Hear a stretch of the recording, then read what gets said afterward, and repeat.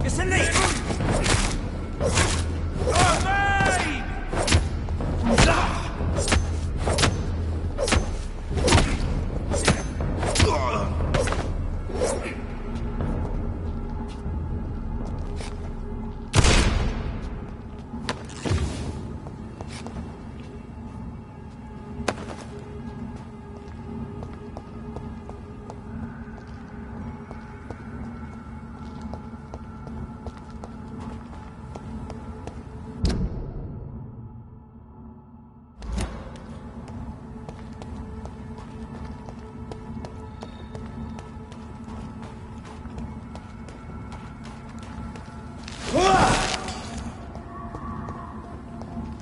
Get them weapons!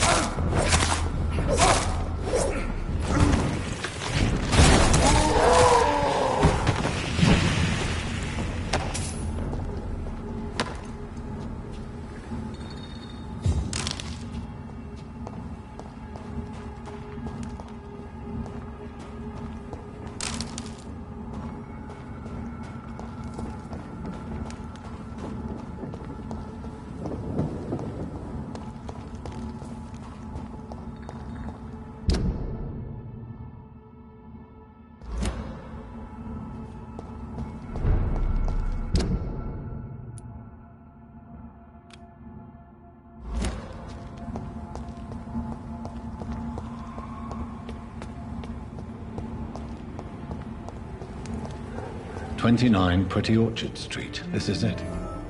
What's in there for me? There's been a fight here.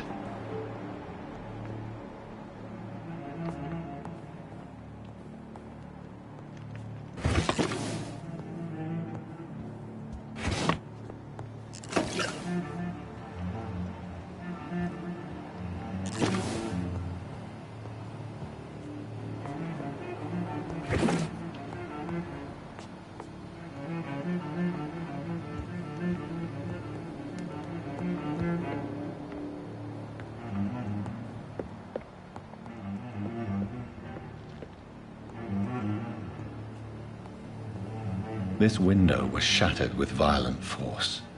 Someone's been pulled through it and dragged through the street. Who could have done that?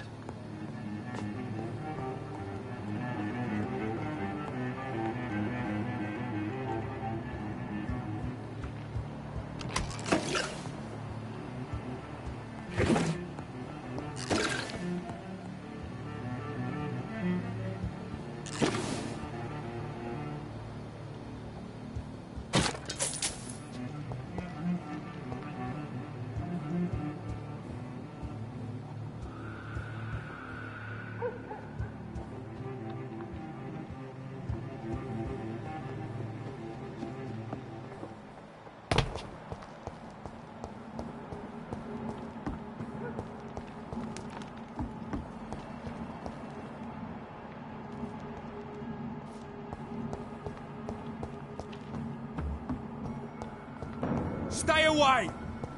Over there!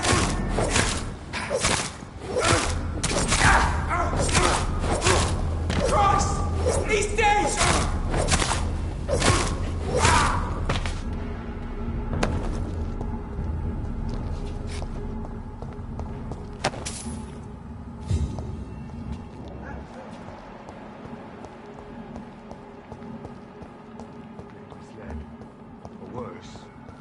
We're being baited by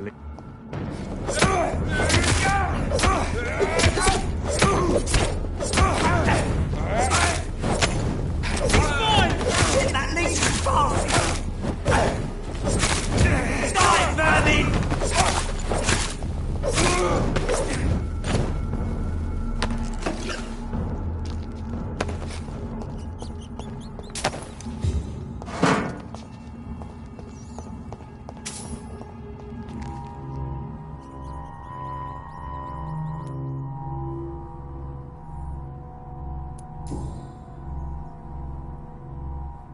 The marks on this woman's neck were made by the fangs of a vampire.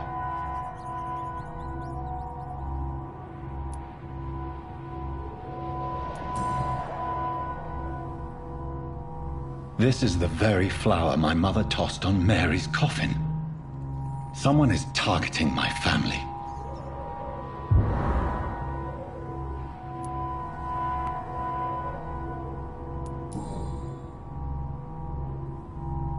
Her shoes and clothes are quite worn out.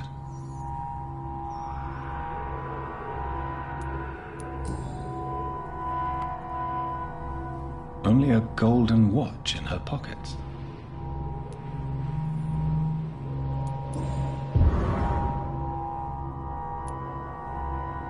I see you.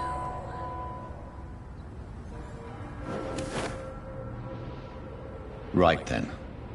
It's a sick game.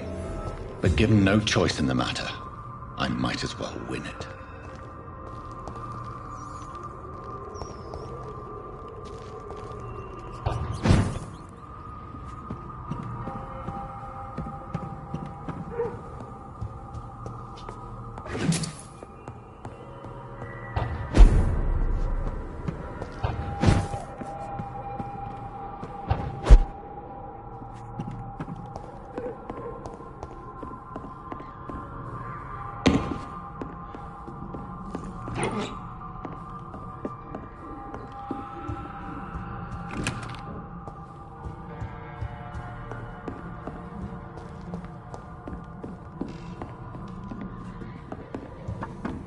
Jonathan.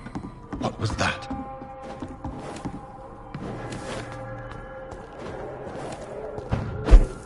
I won't let you escape.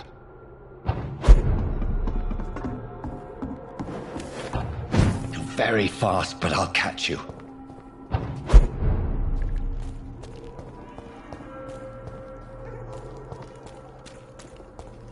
They've all been butchered.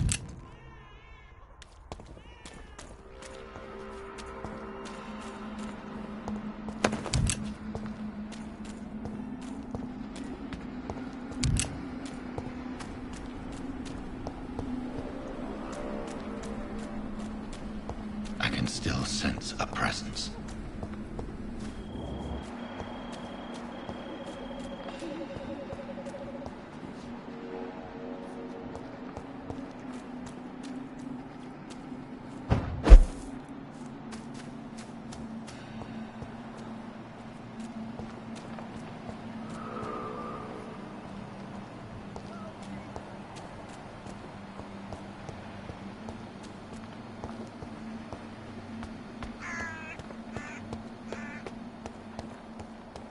Come to me.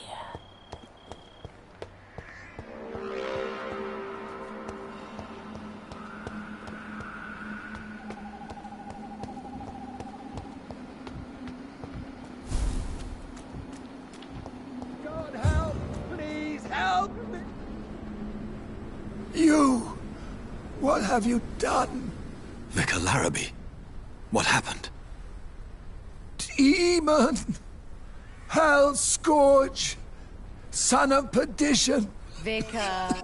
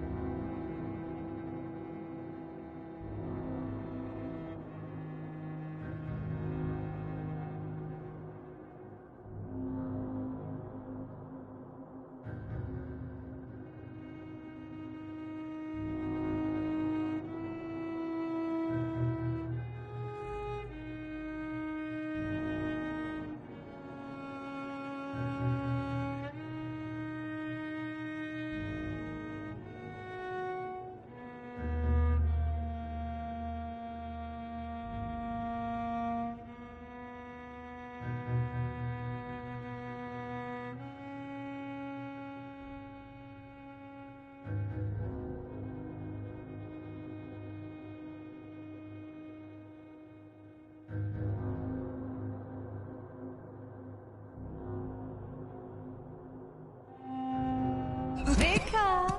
Jonathan is no demon. He's just a loving son, returned from the dead. Like your Christ, Vicar. Mary, it has been you all along. Oh, it's me, all right. Precious brother. Why did you lure me here? I'm gathering the family. For a final reunion. All smiling, all dead. Thanks to the good Dr. Reed. Mary. Mother? Say hello to your son. Hello, Jonathan. Mother, What do we have here, Mother? The prodigal son has lost his tongue. Our Jonathan always had the first and last word at dinner. The entertainer, the star of our show. Mary, let me explain. Shut up. It's my turn to do the talking. I have this nasty hole in my chest, Johnny. It needs to breathe. Right then. Speak.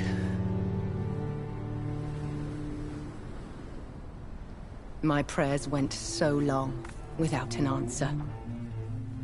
My husband, killed in France. My child, carried away by the flu. My brother, promising to return in his letter. I went from hospital to hospital, cemetery to cemetery, grave to grave.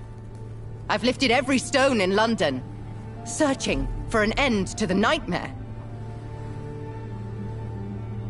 And there you were, in front of me, on a dark pier. It was the hunger. You know it now as well. The joy to have finally found you. I longed for your arms, a final happy ending to so much tragedy, to tell me all would be well again. As you did when we were children. It was this filthy dock where you greeted your sister. I dug a tunnel from my grave with my fingers and teeth.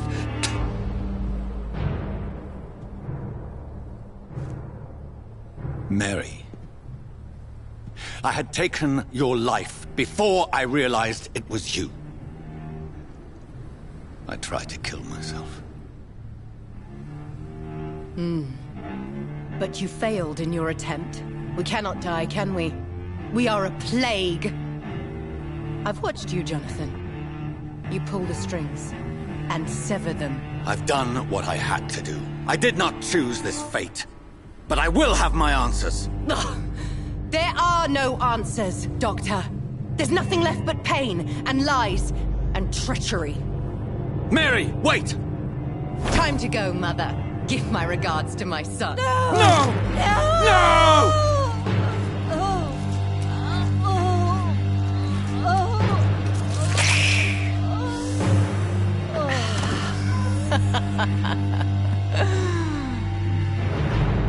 This is what I do to those I cherish. Can you imagine what I've in mind for you? I'll destroy you! Finally, we hear the truth. Dr. Reed, admit it. You're a monster who takes joy in killing, who relishes the chase, the secrecy of it all. I'm still a scientist. I shall find a cure for this madness. You lie to yourself. Confess your sins. Over the slaughtered corpse of our mother! Are those tears, brother dear? Your heart still bleeds with emotion. My dead heart has dried. You are mad. Oh, so that's what I am, Doctor. Mad? I was beginning to wonder. I've been hearing voices, one in particular. That of my dead brother. This is the reason I must kill you. Not for your betrayal. Not for our poisonous kiss. Not even for the lies you tell yourself. No. It's so that smooth and wicked voice will stop ringing in my head! I cannot let you kill again, Mary.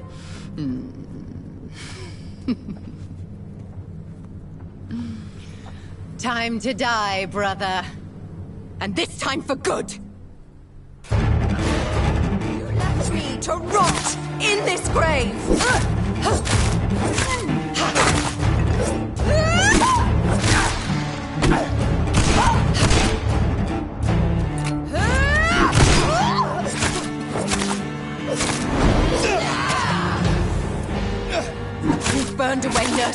mind.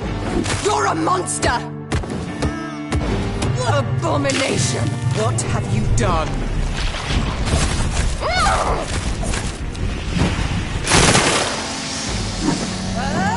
Give me your blood, priest.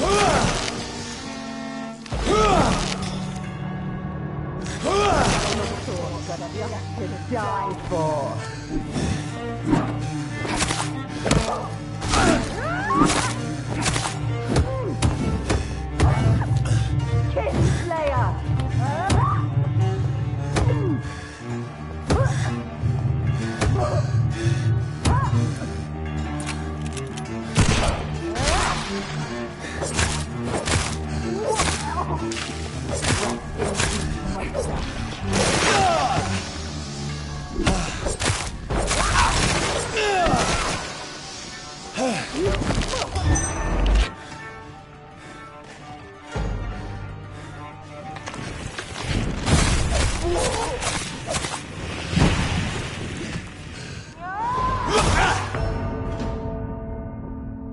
I'll make you kneel like a dog, just as you did to Sean Hampton!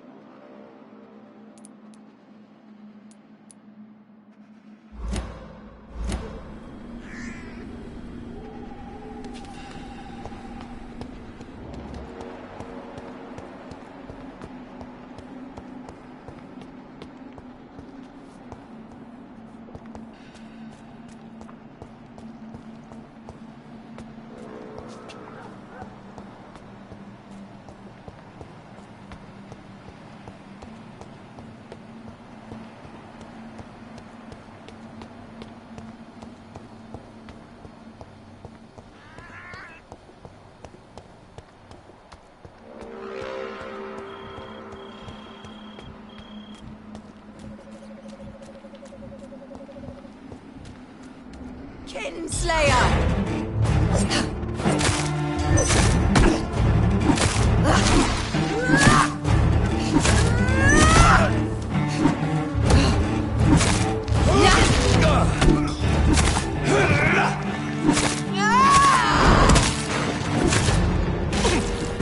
You've burned away Nurse Crane's mind.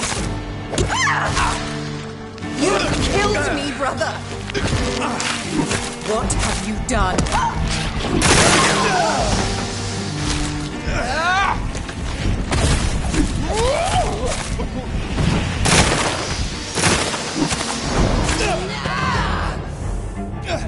I'll make you kneel like a dog, just as you did to Sean Hampton!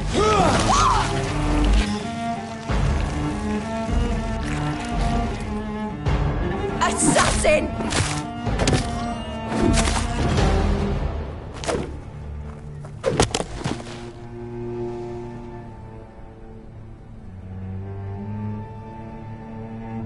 Well, brother, it's time to bring this conversation to an end.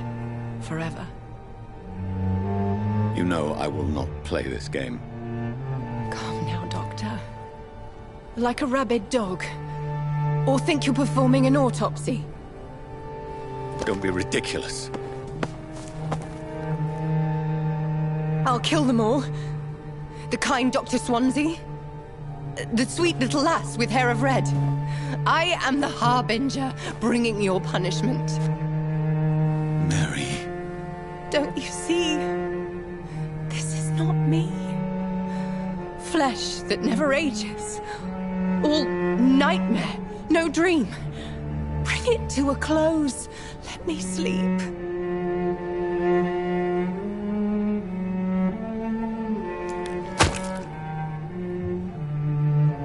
I will find a cure, Mary.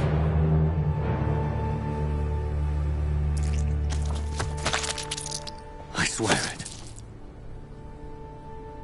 Then, at last, I can forgive you.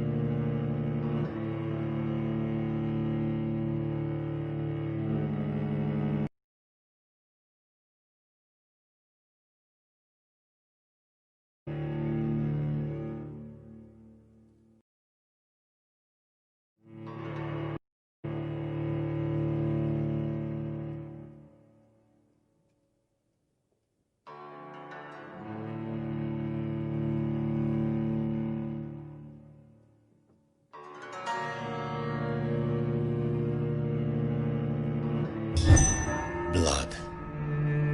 As I shed one last red tear for my fallen sister, I realize the entire world now revolves around this singular word. The epidemic that has stricken London is not the Spanish flu. It is transmitted through the blood, via violent biting, turning survivors into frenzied immortals.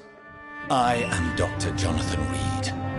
I am a vampire, born anew into an age of death and pestilence.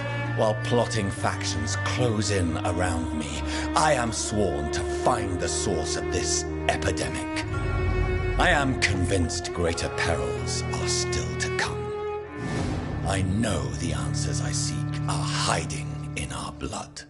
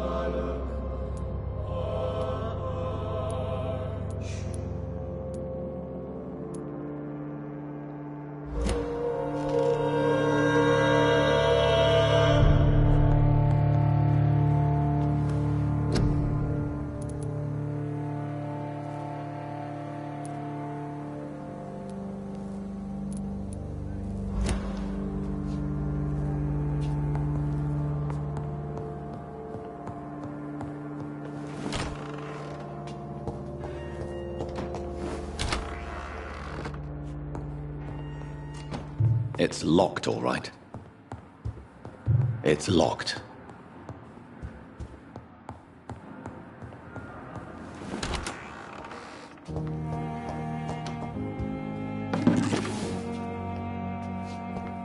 It's locked, all right.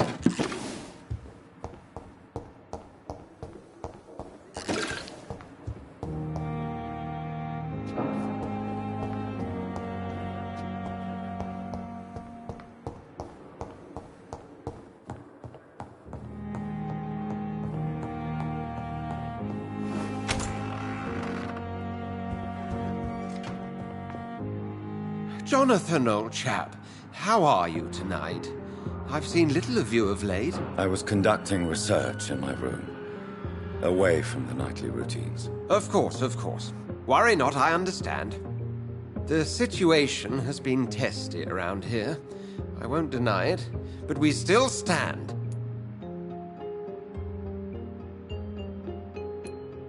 Have you any reliable friends in the West End who might assist me? Unfortunately, you will be alone. Except for our ravishing red-headed acquaintance, of course. What about the Brotherhood of St. Paul's Stole? Where are they? There are only a few of us, and most others would not speak to you. I am the black sheep of our brotherly flock, you know.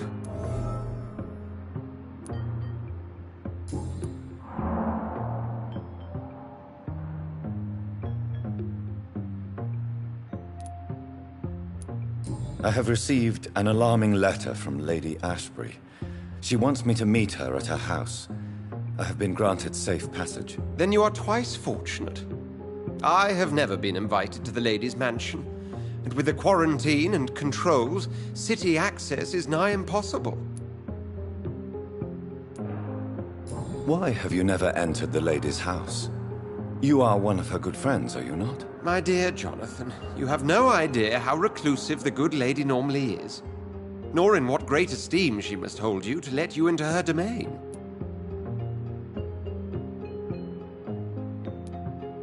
Is the quarantine serving any purpose? It is helping slow the propagation of the epidemic. But as long as we have no clue to its origin, its efficiency is limited. Have you any reliable friends in the West End who might assist me? Unfortunately, you will be alone. Except for our ravishing red-headed acquaintance, of course. What of my commission here at Pembroke Hospital? Nothing to fear, Jonathan. Your position here is in no jeopardy. You remain one of us, and you are always most welcome.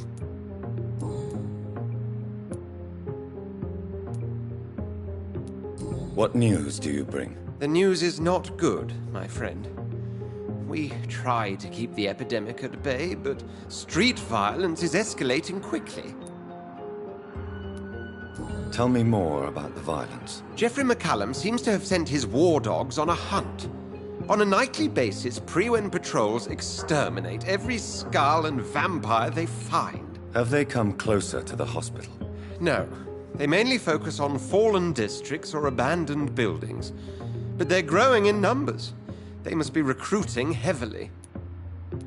How bad is the epidemic? It is killing the infected patients faster. In less than 2 days now.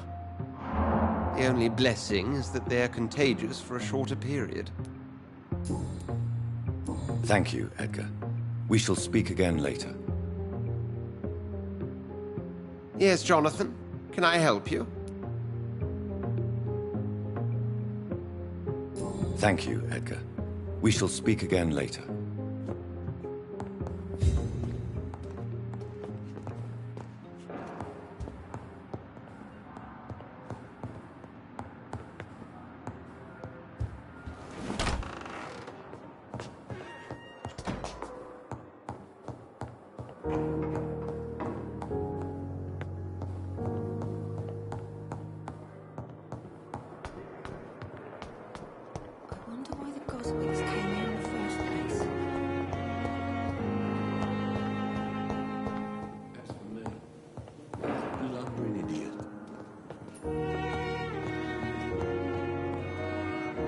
Good evening, Mr. Fiddick. Good evening, Dr. Reed. Any news about my operation?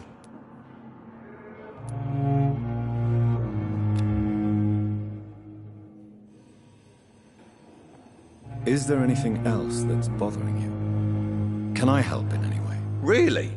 Why has no one else asked me that since I got here? I thought I was in a hospital. I will see you later. Goodbye for now, Mr. Fiddick. I'll see you later. You always knew the words to calm the children, Helen. As for me, what a blundering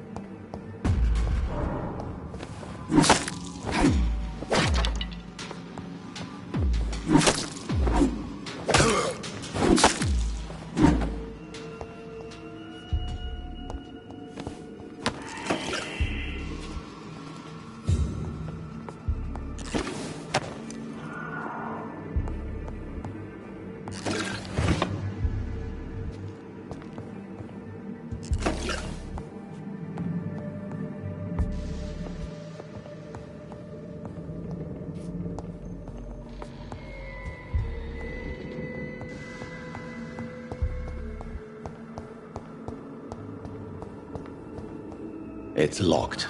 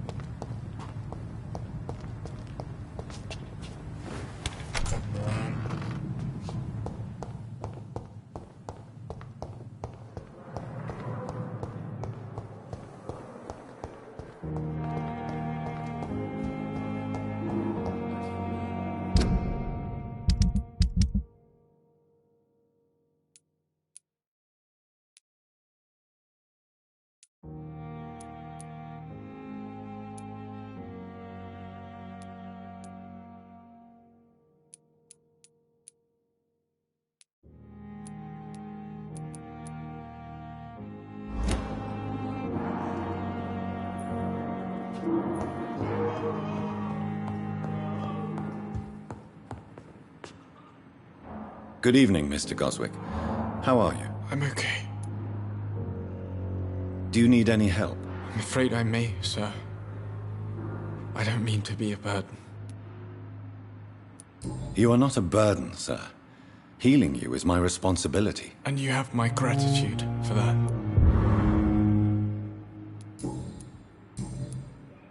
I have to go now, sir.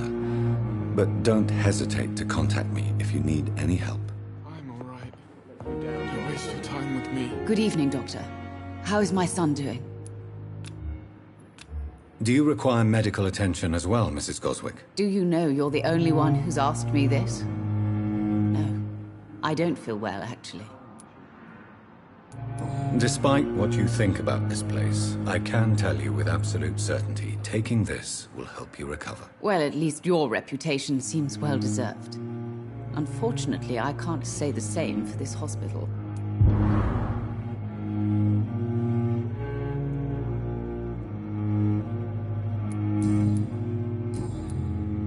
Goodbye, Mrs. Goswick.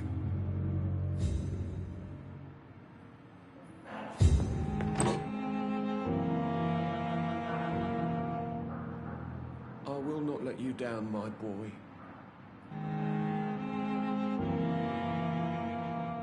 I'm all right. Don't waste your time with me. You always knew the words to calm the children, Ellen. As for me, blundering idiot.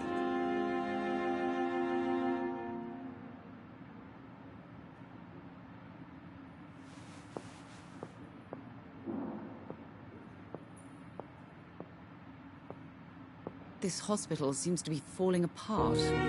But in the circumstances, I'm willing to give you the benefit of the doubt. I never could keep anything from her.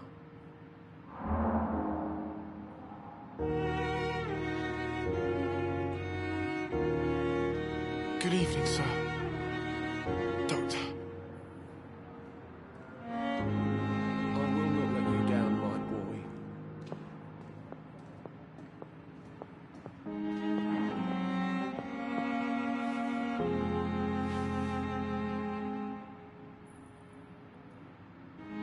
You always knew the words to calm the children, Ellen. As for me, what a blundering idiot. I'm all right. Don't waste your time with me.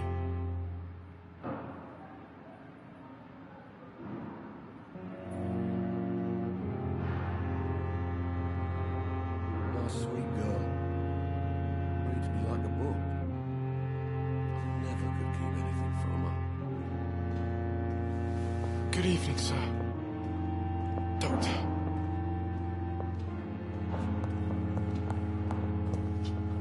This hospital seems to be falling apart.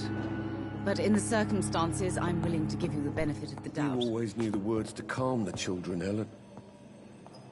Good evening, Mr. Fiddick. Good evening, Dr. Reed. Any news about my operation? Is there anything else that's bothering you? Can I help in any way? Really? Why has no one else asked me that since I got here? I thought I was in a hospital. Unfortunately, you are not the only person who needs help. And complaining about it won't do you any good. Well, perhaps you're right, Dr. Reed. I'm sure if me missus was still alive, she wouldn't be happy with me going on like this.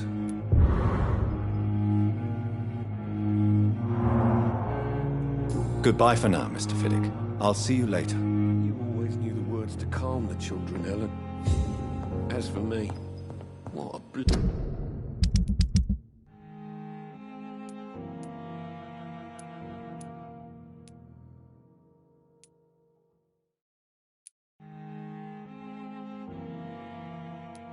blundering idiot.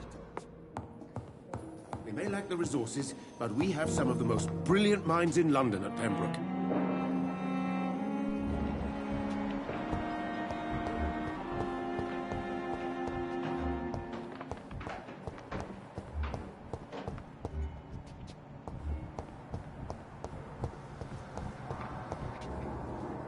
I'm quite busy right now, Dr. Reed.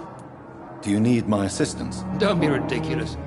I'm capable of dealing with this myself. I've just not taken the time to do so. Then you are lucky that I have taken the time to do so. Consider it a gesture of solidarity between professionals. I wish this hospital could have received as much attention from you, Dr. Reed. We do not see you in surgery very often. Thank you for your time. We'll talk later.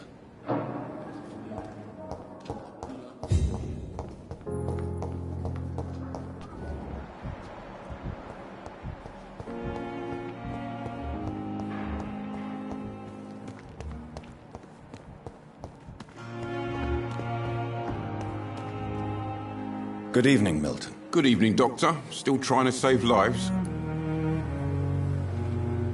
Do you need any medical help, Milton? I'm afraid I do. Like everyone in this hospital. It's a sad state of affairs when even the hospital workers are worried about disease.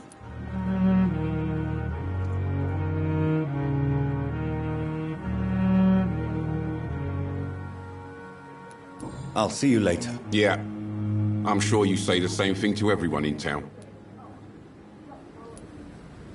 Goodbye, Milton. Good evening, Milton. Good evening, Doctor. Still trying to save lives? I'd like to see your goods. Wise choice, Dr. Reed. A reliable gun is what everybody needs these days.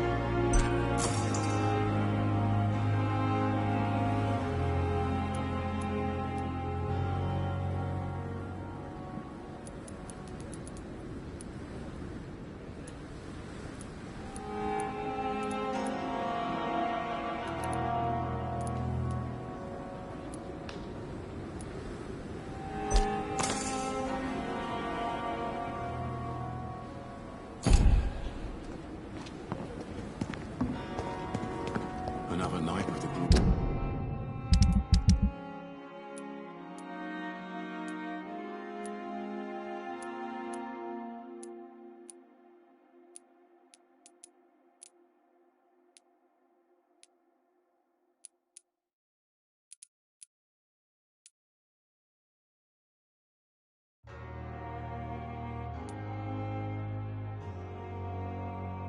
Which battalion of Pembroke?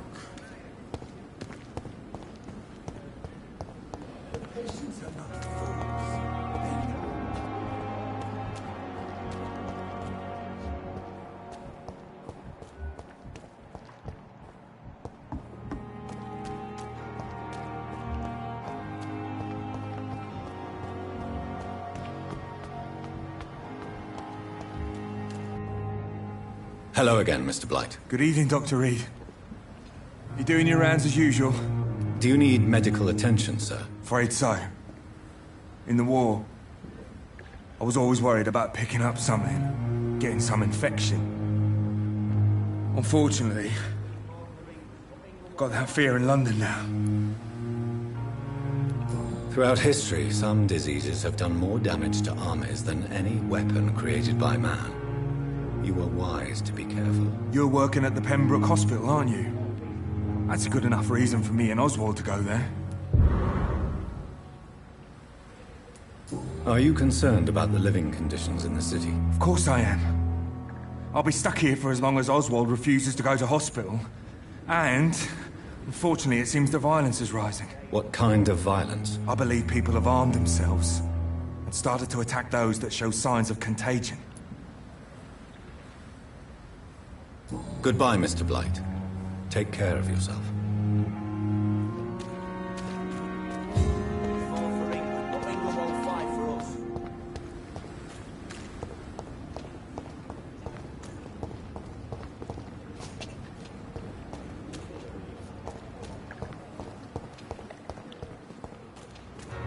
I cannot enter. I am not responsible for everything bad that has happened.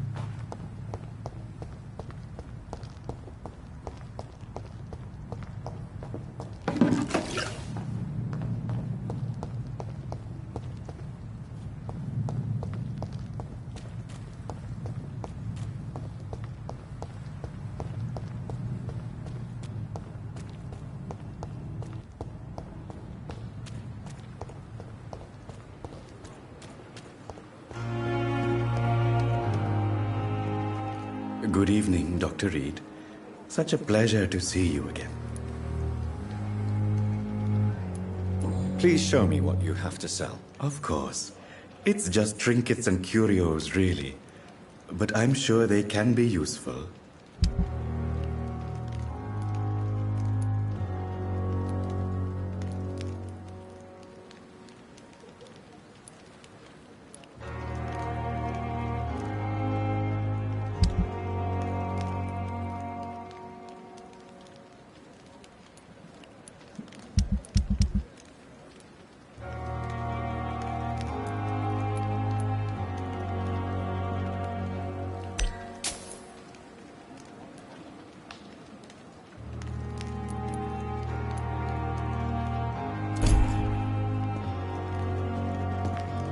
It's locked.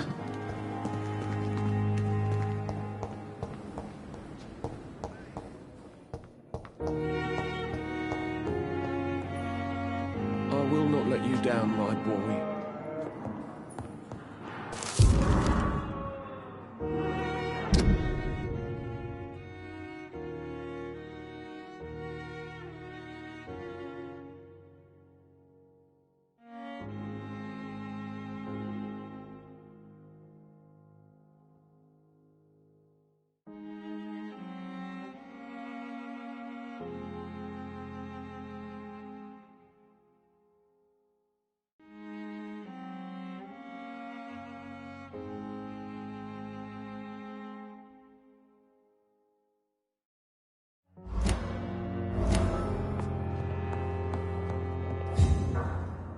Good evening, Mr. Fiddick. Good evening, Dr. Reed.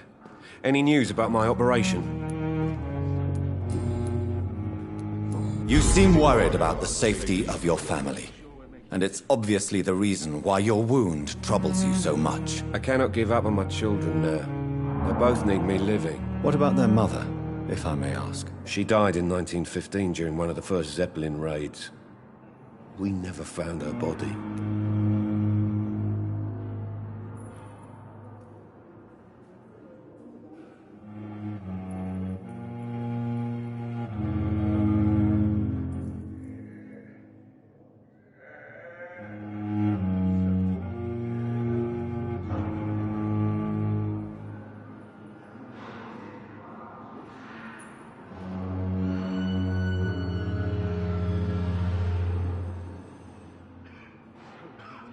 Is there anything else that's bothering you?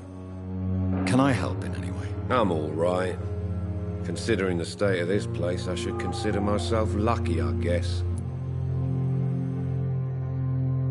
Goodbye for now, Mr. Fiddick. I'll see you later. You always knew the words to calm harm the children, Helen. As for me, what a blundering idiot.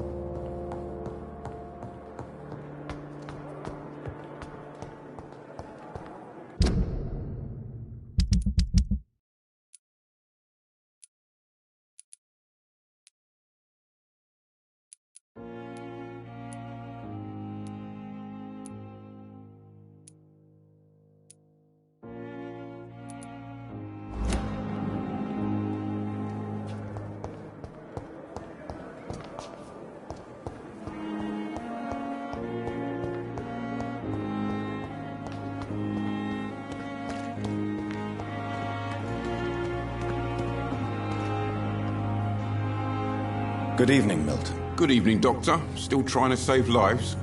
Do you need any medical help, Milton? I'm afraid I do. Like everyone in this hospital. It's a sad state of affairs when even the hospital workers are worried about disease. Our job brings us into contact with all kinds of infections, Milton. There's no shame in being ill while you're in a hospital. That's easy for you to say, Doctor. I get the feeling you don't fall sick often. And thanks, anyway. Goodbye, Milton.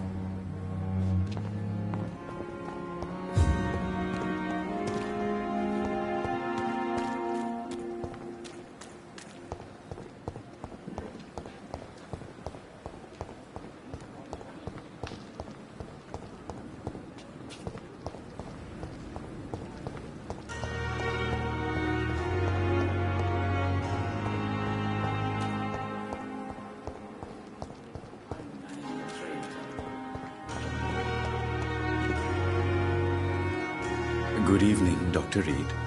Such a pleasure to see you again.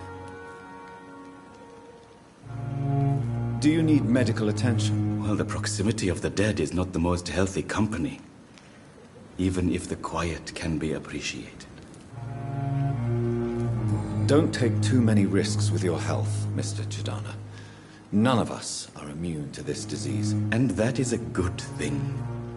Death and disease is a constant reminder of our mortality. But you have my thanks, Dr. Reed. Goodbye, Mr. Chidana. Tomorrow, more bodies will arrive and then sadly depart. I'm managing a train terminal.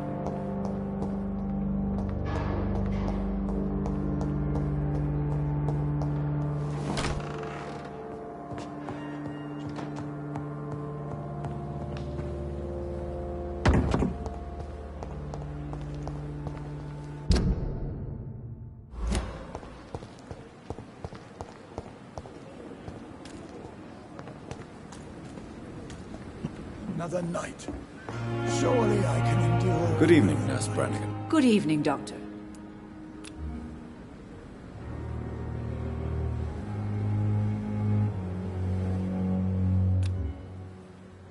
Do you require medical assistance, Nurse? I will be fine, as soon as I can get some sleep.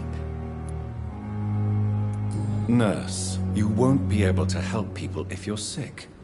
Take this, and do try to get some rest. I'll try, Dr. Reed. Thank you. Goodbye, Nurse. Call me if you need assistance.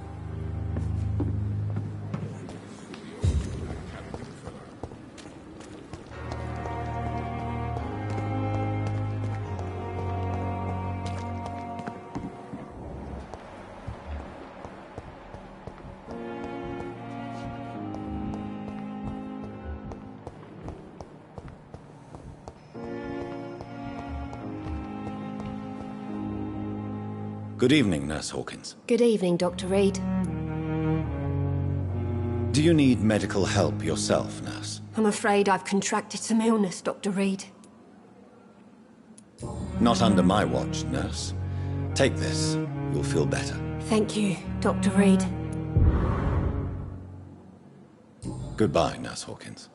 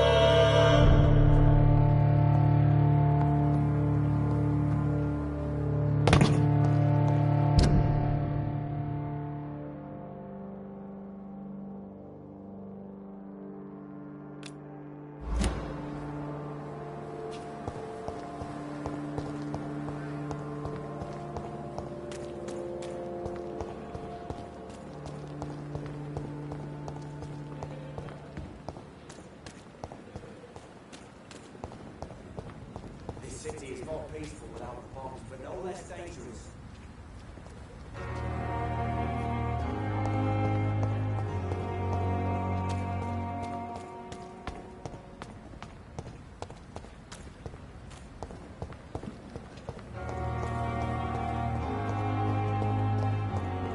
So many rats in the streets.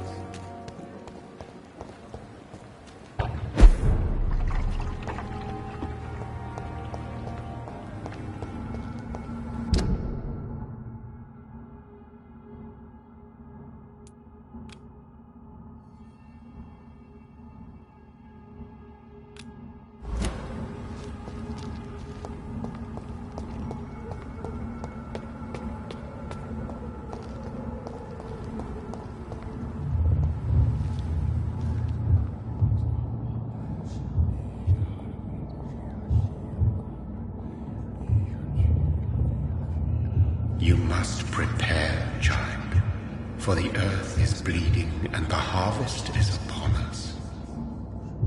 Stay away, whoever you are. This is no time for petty quarrels, my champion. Can you not hear? The famished queen has awoken.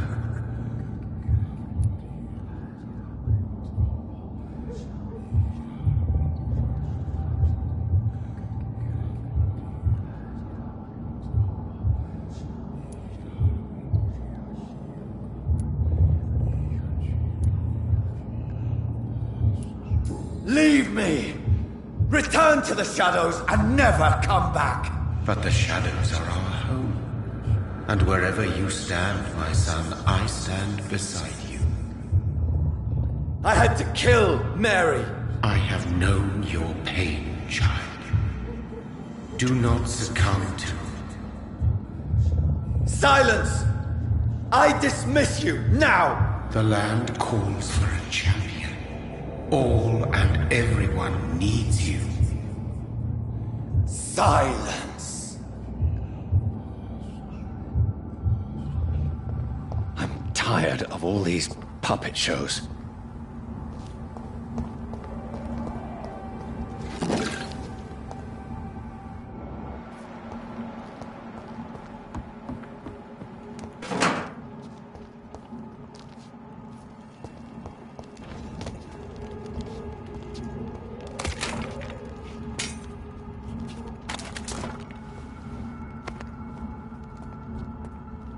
They want war.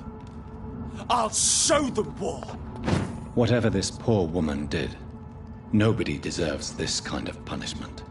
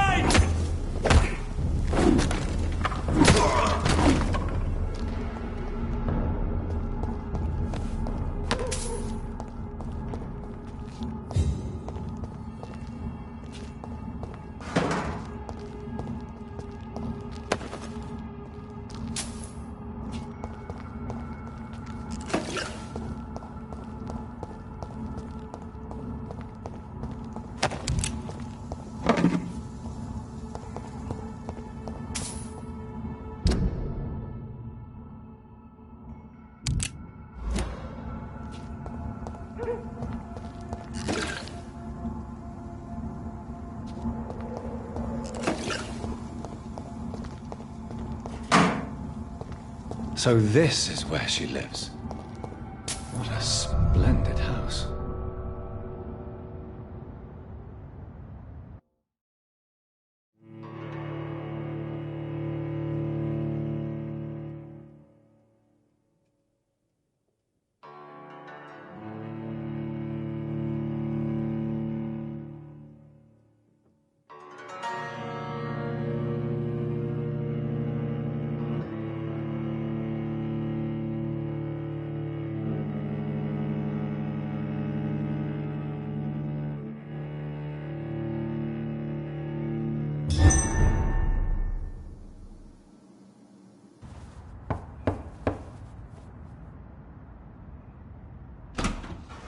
Dr. Reed, welcome.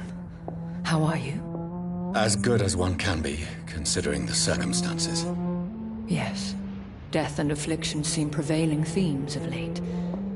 Please, come in. We have much to discuss. I hope I haven't disturbed you. Not at all. Actually, I was counting on you visiting me tonight. How strange, this painting. Beautiful, melancholic, yet with a haunting dignity. Indeed. A long time ago, a friend asked me to paint this for him. But I kept it in the end. I did not know you were a painter, my lady. There are many things you do not know about me, young Ekon.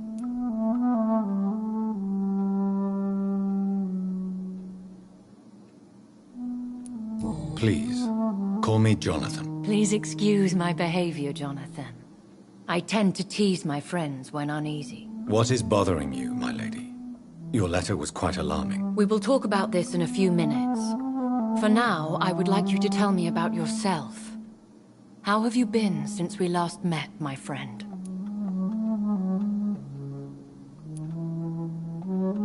I came to the conclusion that my maker, whoever he might be, must be a powerful vampire. Certainly extremely old. How have you reached this conclusion?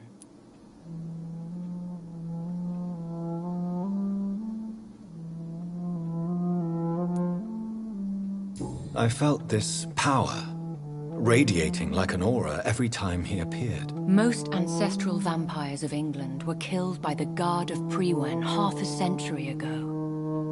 I wonder who your maker could be. You have no idea who he could be? Some of the Ancient Ones fled England. Some may still be in hiding. All I know is you, my friend, are a pawn in some secret and obscure game of chess. He is the only immortal I've seen appear in an ethereal form. His voice, his words seemed ancient. It was disturbing. I am afraid you are right. The simple fact that your blood made Mary such a strong Ekon proves that you must be of ancient lineage. My sister Mary. She was made a vampire in the same way I was. She was the one killing all those people everywhere I went. Vengeance is a powerful force for those betrayed.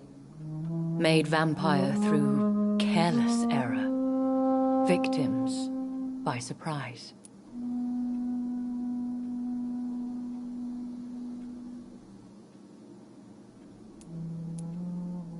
I swear I did not intend that. If only I had known then how vampires are created. That is the scientist speaking. In truth, most of us do not know how it really works. Personally, I make sure my prey will not return to haunt me. What do you mean? I am merciless, Jonathan. I only feed on the dying, and I make sure they are dead before leaving their remains. In the end, she implored me to put an end to her misery. But still, I felt I had taken her life twice. I am so sorry for my accidental cruelty. Had I known your dear Mary was still alive, I would never have sent you to pray for her soul in that church. There is no need to apologize, my lady. Your words have been most helpful in these difficult times. Thank you, my friend. If only we could have guided your poor sister through her terrible nightmare. I think I should ask the questions, your ladyship. After all, it was you who invited me to settle this most urgent of matters. Fair enough, Jonathan. The situation is critical. We do not have the luxury for etiquette. Please do not misunderstand me. I would be delighted to discuss mundane matters and idle trivialities. If we survive the dark nights to come, we shall have all the time in the world to speak, you and I. For now, please follow me, Jonathan.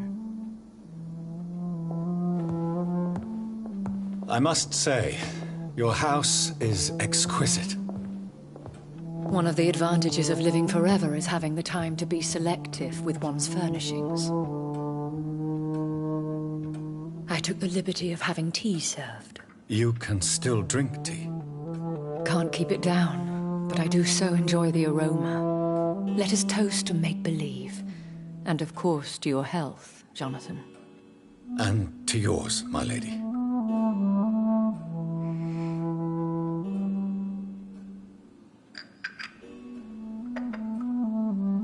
Please, call me Elizabeth. So, my lady, why, truly, did you invite me here? I've been asked to deliver an official invitation to meet the Ascalon Club. Who are they? Really? They are the embodiment of vampire law in Britain. Some say they influence the destiny of the Empire. Some believe they merely protect it. How many are they? Only a small number of powerful and deceitful immortals. All of them entangled in a sticky web of shadow cabinets, influencing trade. Will they fight the Guard of Priwen? I doubt it. Fergal was Lord Redgrave's executioner forever and a day. By defeating that beast, you deprived them of a powerful weapon. Why use you to contact me? Because they know we are close. The Ascalon Club has many spies. Their main occupation is gathering information and then deciding how to use it. Why not ask for your help? Since you are obviously a powerful and influential immortal yourself. You have to understand that I am invisible to the eyes of Ascalon, for I am a woman. That suits me well, as long as they leave me alone. Have they threatened you in any way? Not at all. Their message surprised me at first, but it is only logical, considering the critical situation in London. Should I trust them? Of course not. Do not misunderstand me. They can be very useful, but I believe their long-term goals differ from yours. Should I lie to them? We all lie, Jonathan. It falls to you to choose your behavior. The most important rule is to show them due respect. Why meet them then? Because nothing truly important can be achieved in this city without their consent. They could be powerful allies in this current situation.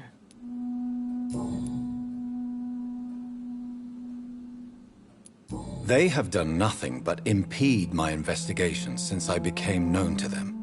Why would they want to see me now? I guess they now see you as Ascalon material. They must have found out what happened to your sister. Proof of the potent blood flowing through your veins. I'm not sure I can accept their invitation. I have seen their handiwork.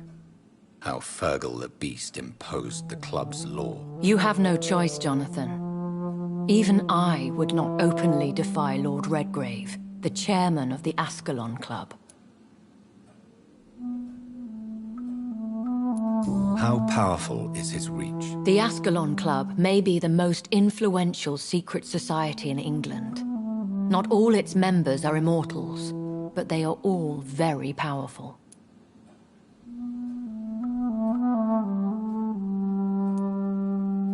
They are not all immortals. How is that? The club is mainly comprised of political figures who seek the safety and expansion of the Empire. The most loyal are awarded immortality.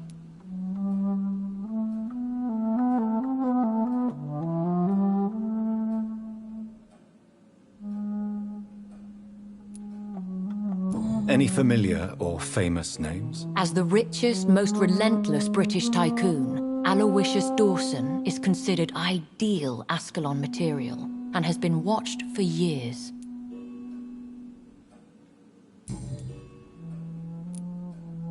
What can you tell me about Lord Redgrave? Who is he? Lord Redgrave is the founder and chairman of the Ascalon Club. Most mortals know him as the Earl of Bristol.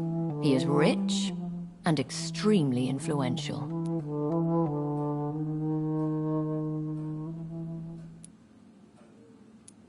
How old is he?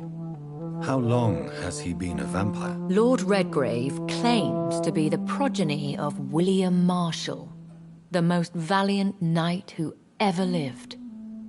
If that is true, he could be very old.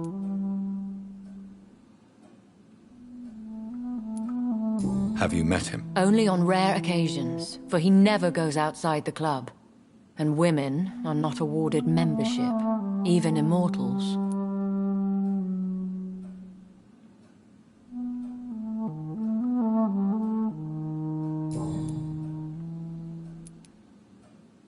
If you are convinced I must meet him, I will heed your advice. Thank you, Jonathan.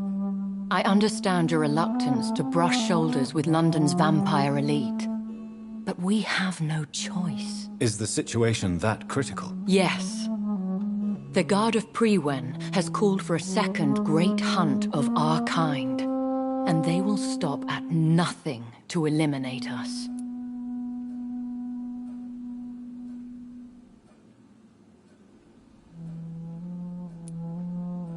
What is a great hunt? The first great hunt was launched about 75 years ago. In just a few nights, the Guard of Prewen located and destroyed most of the old British vampires.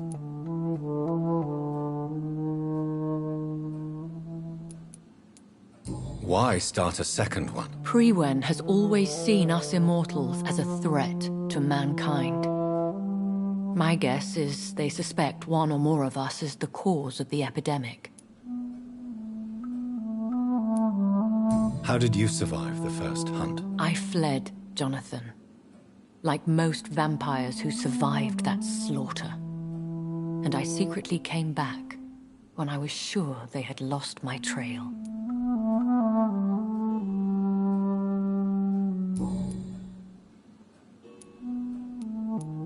Will the Guard of Priwen and the Ascalon Club fight each other? I doubt it. If Priwen really launched a great hunt, I think most of the Ekons I know would flee the country to escape the bloodbath. I think I saw them kill an Ekon on the way to your house. They seem to have a list with names. To launch another great hunt, they must have collected intelligence on vampire identities and whereabouts. They are a resourceful lot. Should we fight back? I will not be hunted down like an animal again. I admire your courage, Jonathan. But the best way to fight them is to put an end to the epidemic. This is the only way to clear the air.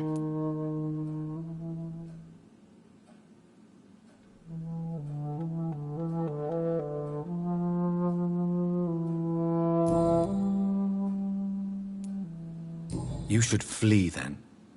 Leave London, the country even. I have seen the Guard in action. They are merciless. Your concern warms my heart, Jonathan. But fear not. If the situation gets too dangerous, I shall retreat to my secret Scottish manor. I could hide you in my luggage, if you wish. Thank you for the offer. I shall keep it in mind, but I have much to do here. There is a question I must ask you. Could Lord Redgrave be my maker? I doubt it. If Lord Redgrave had made you his progeny, he would not have seemed so surprised when you demonstrated the strength of your lineage. Will I ever discover the identity of my maker? Maybe not, Jonathan. We know for sure you were made by a powerful vampire, but most of those fled England long ago. Please forgive my bluntness, but I have to ask. Was it you? Did you make me? Oh, Jonathan. I know you shall always have a gnawing doubt about who made you an immortal. But I swear, I had nothing to do with it. You have no idea at all? You seem to know so many things about the secrets of the vampire underworld. Even if I had my suspicions, I would not dare give you a name so soon. All I can say is this. I will make inquiries and keep you informed.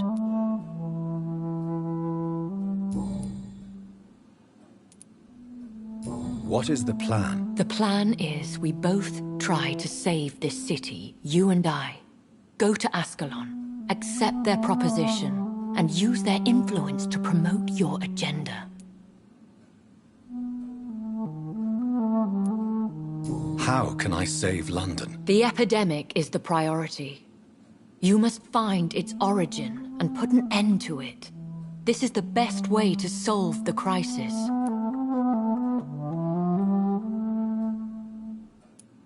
What will you do? I still have contacts and old friends in this town. I shall make some inquiries and attempt to learn more of the situation. We need clarity.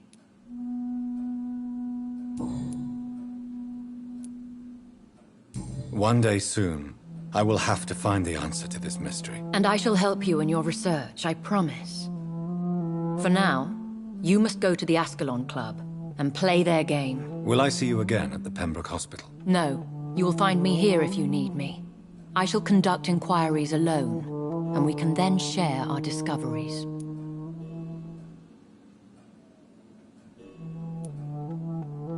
Will you not visit Pembroke again? No. I must remain discreet and avoid attracting attention to Pembroke Hospital for the time being. But how will you... sustain yourself. I shall not, Jonathan. Fear not. I'm used to it.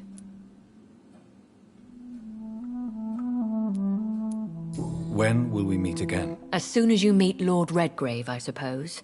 Fear not, my dear. I shall only be a heart's beat away. I want to thank you for all your support and your help, my lady. Could you do me a last great favor and call me Elizabeth? I should be honored, my lady. Then it is settled. Finally, some good news in these dark hours. Thank you. I appreciate the advice. I had best prepare myself to meet this Lord Redgrave now. How thrilling to meet the Earl of Bristol in the flesh, so to speak. Something tells me you're not very keen on the man. Don't get me wrong. The gentlemen of the Ascalon Club are honorable, but their attitude and opinions are somewhat antiquated. I see. As long as they deny access to female applicants, I will leave them to their antediluvian considerations as to the natural order of things. Jonathan, promise me you'll be careful. Of course. But why the fear in your voice? Look at me, Jonathan. I am. I mean, really look at me, young Ekon.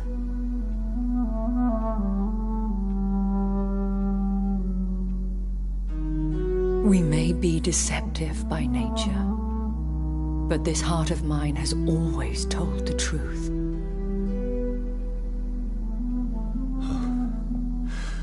Elizabeth. Go, my friend. But come back to me soon.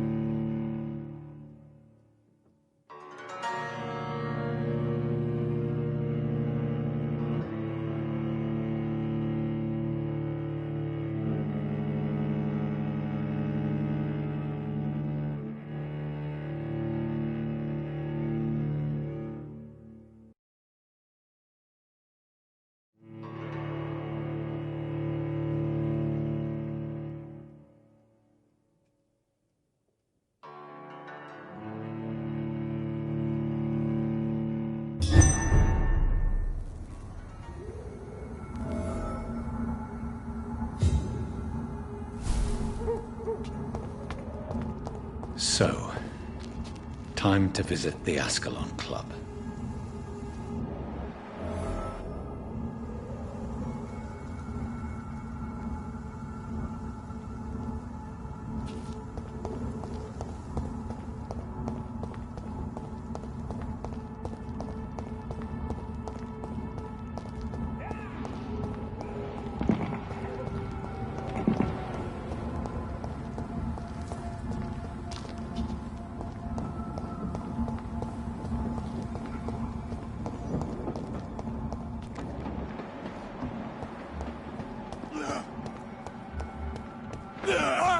Watch it!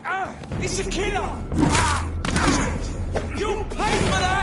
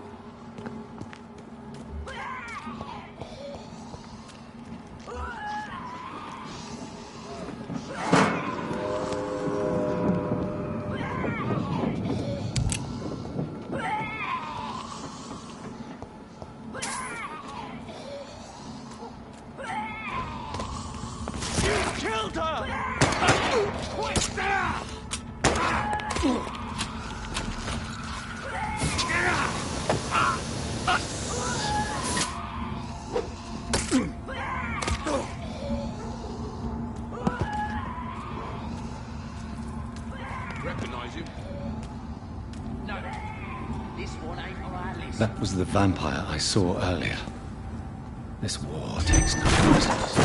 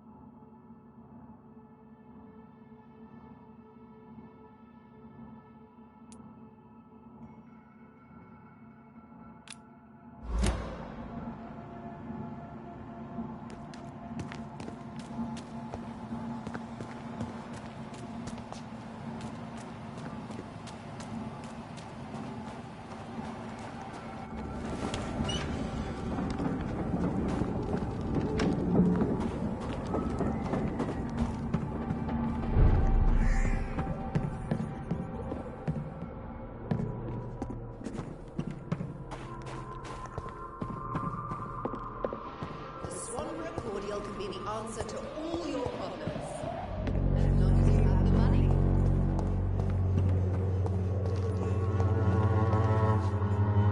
Good evening, my dear colleague.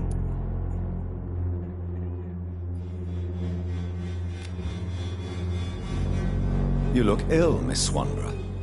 I wonder if your concoction will do the trick. I have no doubt it will. But I'm not against a second opinion, Dr. Reed. Well, there you have it. Take this remedy, but be discreet. It may damage your business otherwise. Thank you.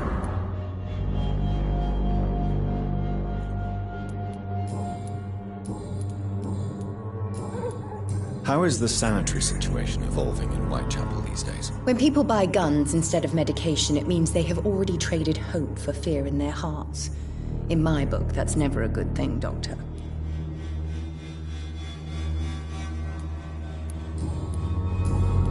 Goodbye, Miss Swanborough. Perhaps we'll talk again. Good evening, my dear colleague. I'd like to see what kind of medicine you're selling.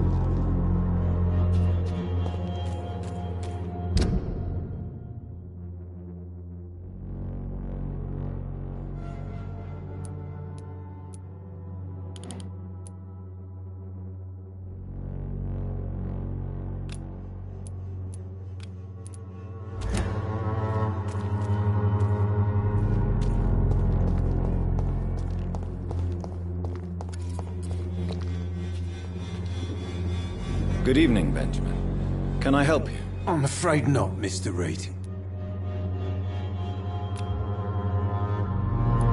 A gun, alcohol, and a bad temper make a terrible cocktail, sir. Goodbye for now. As long as you have the money. Its effectiveness has been proven by many. Even the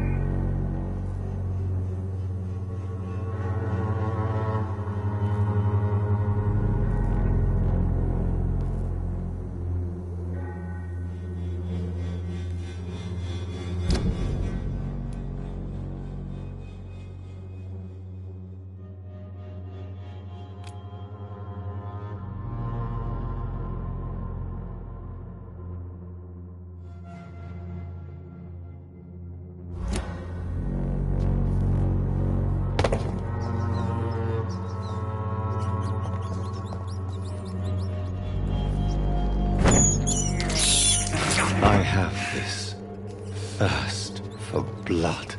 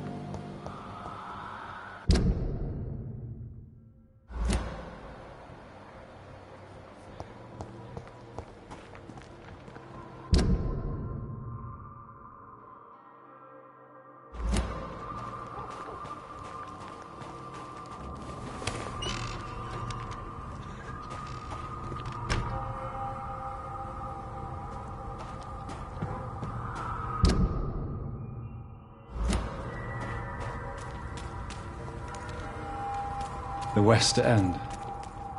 Never have I felt so sad to be back home.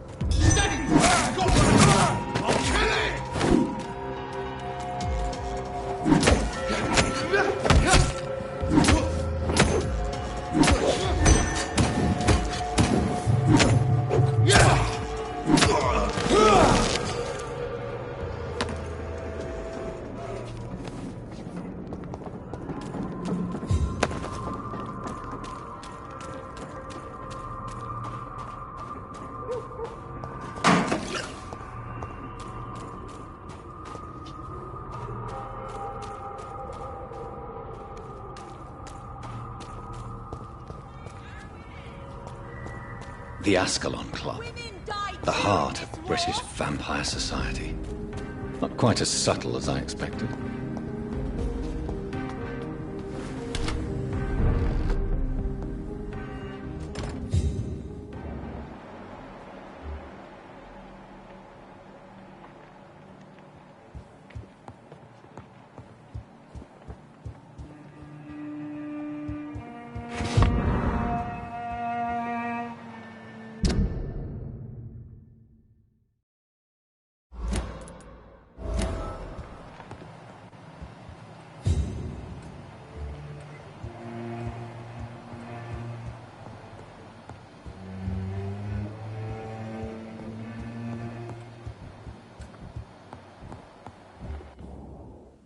Good evening, Avery.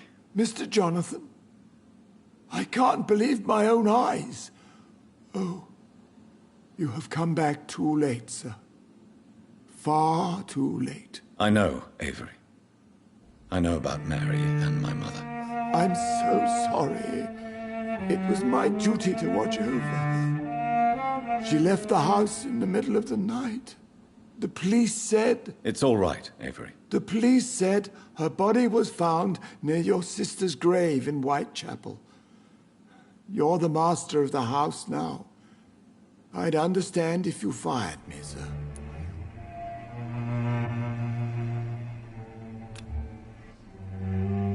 Do you need medical attention, Avery? I won't refuse, sir.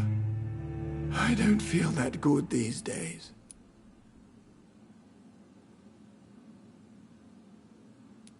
Here is your prescription. You'll feel better soon enough. Thank you very much, sir. Tell me the truth, Avery. Do you feel forced to stay here?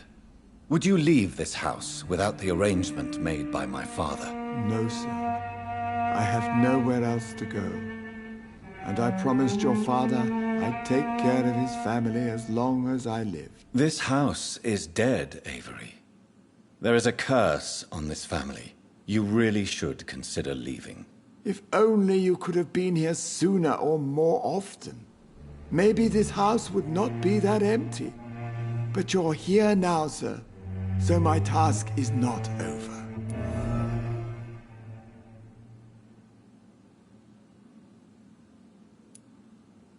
You have served this family extremely well, Avery.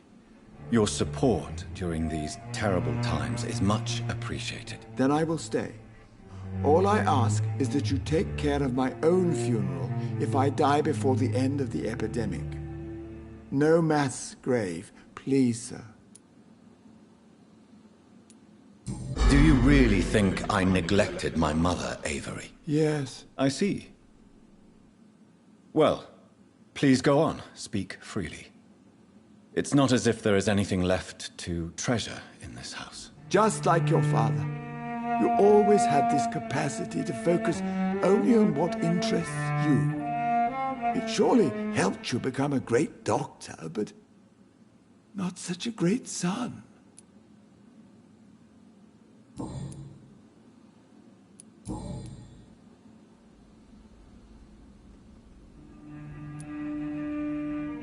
I'm sorry I could not be here for Mary's funeral. Your mother was strong, sir, but your support would have been appreciated. Apart from the priest and I, no one else attended your sister's funeral. To be present at the funeral with you both was my dearest wish, Avery. But I am sorry, I simply could not attend. I would not dare to question your absence, Mr. Jonathan. All I can say is that we missed you a great deal during these difficult days.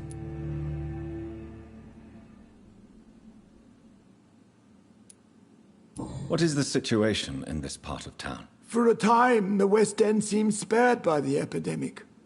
But the situation is getting much worse. Have you no relatives anywhere? I'll understand if you want to take a few days to see family. Your father managed to guarantee my earnings as long as I take care of this house, sir. My sisters are dead, and I've never met my nephews. I'll stay, sir.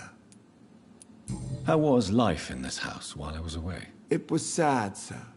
Miss Mary moved here in July after she lost her baby and husband. So I stayed to serve both her and your mother.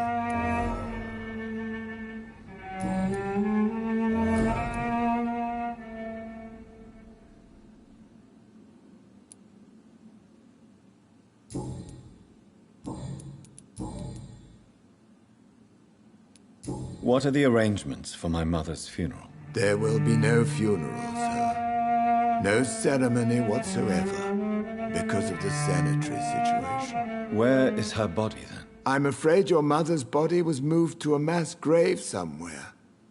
I have no other information. Civil service is paralyzed, sir, and London is crumbling down. How was life in this house while I was away? It was sad, sir. Miss Mary moved here in July after she lost her baby and husband.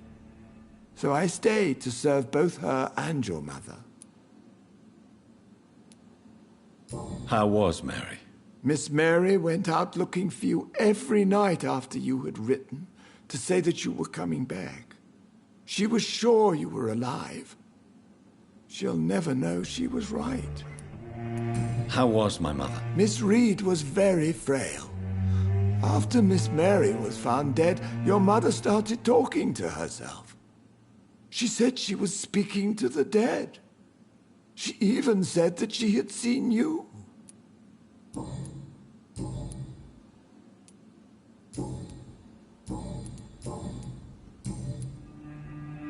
Thank you, Avery. We'll talk later. Your bedroom is ready as always.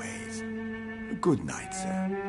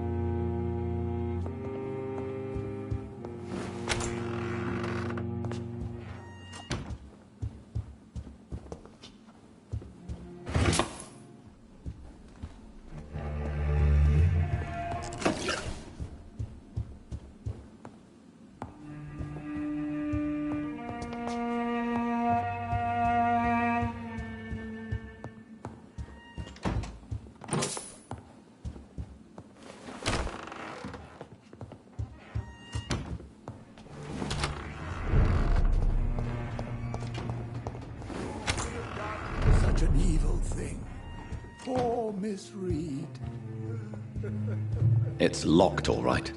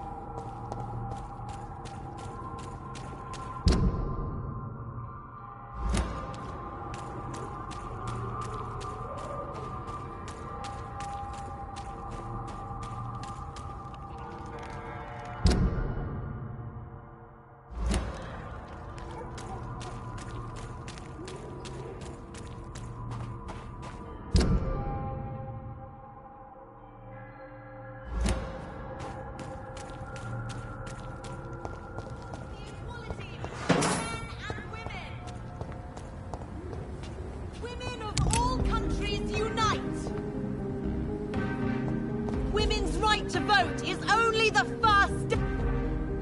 Good evening, miss. Oh my god, no. Please, Mr. Vampire, don't kill me. Please, no. I'm too young to die. I still have so much to offer this world. Wait, no. Why do you think I would... What? Don't worry, Dr. Reed. I know you wouldn't harm me. Mother told me you were in this part of town and might drop by. Your mother? My name is Charlotte, sir. Charlotte Ashbury. My mother taught me long ago how to recognize the signs that betray a vampire. I understand she also taught you how to tease and gently mock innocent young Ekons. It's a pleasure to meet you, Miss Charlotte.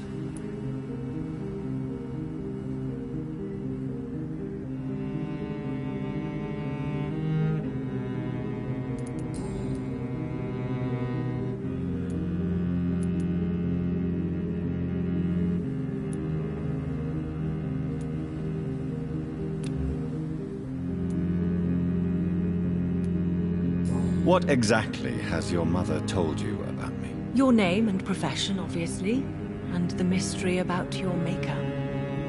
I'm sorry to hear about what happened to your sister, sir.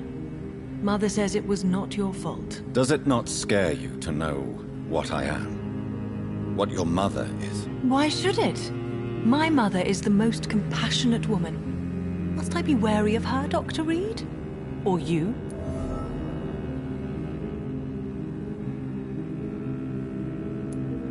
Perhaps it's wise for a mortal never to totally trust a vampire. Your mother herself told me that we Ekon are creatures of deception. Maybe it's because we seem so... alive. That may be true for a naive girl, but I have the best teacher when it comes to getting rid of an insistent immortal. Your mother is not like any other vampire I've met. I believe she thinks the same about you, Dr. Reed.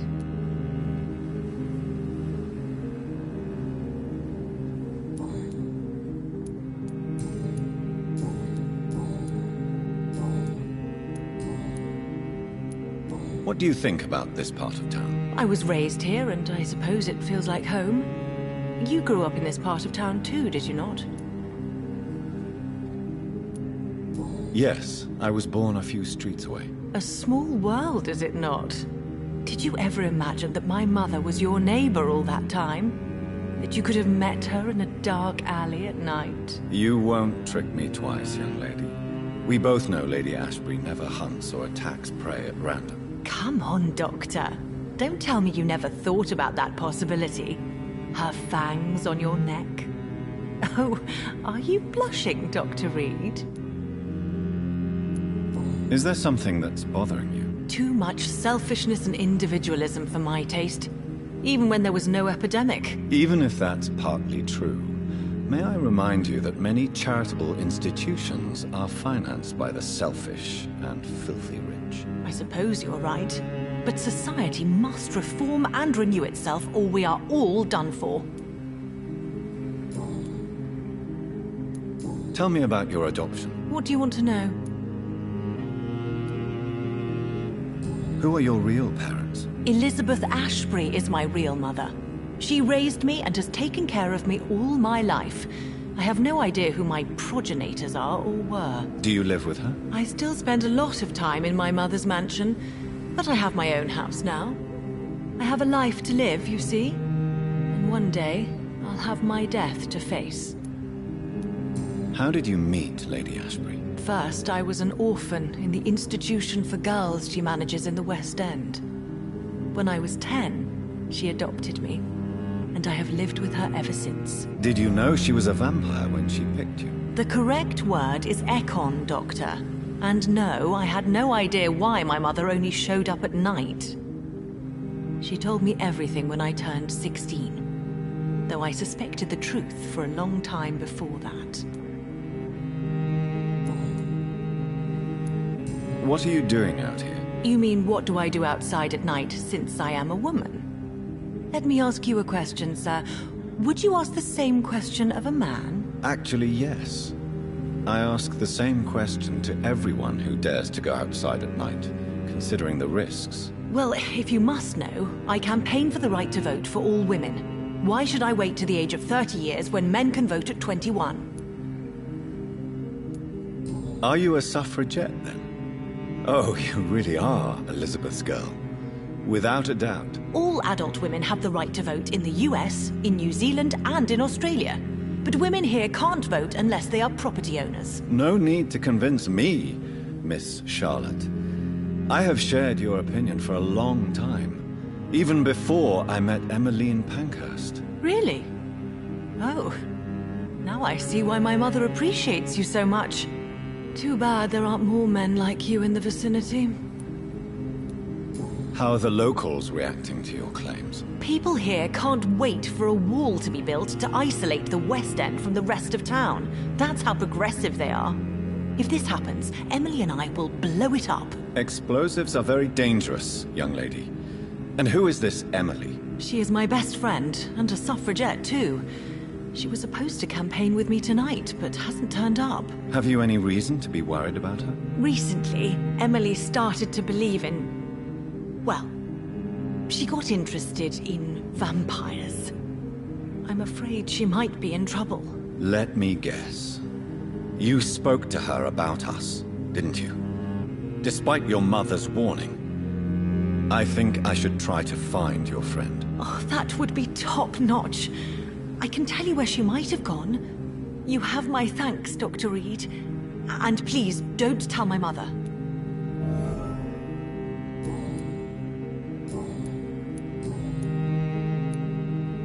Do you know why Lady Ashbury chose you to become her daughter? No, I don't. Each time I ask her that question, she smiles and says it's precisely because I dare to ask such questions. Do you ever regret that she chose you? Of course not. Though I often wonder if she adopted others before me. If so, where are they buried? How is it for them to pass through life with a never-aging mother?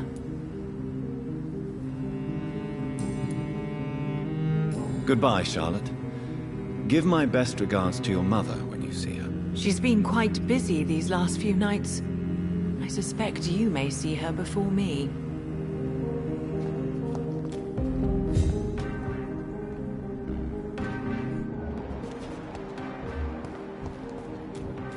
Have you noticed anything suspicious recently? Good evening, sir. May I have your attention, please? Come on, Johnny. Don't you recognize your oldest friend? Clarence. Clarence Crossley. How are you? My God. So you survived the war too. So sorry I didn't recognize you at first. I almost didn't recognize you either. War does that to men, I heard. In my case, it was true, for I witnessed the horror that lies underneath.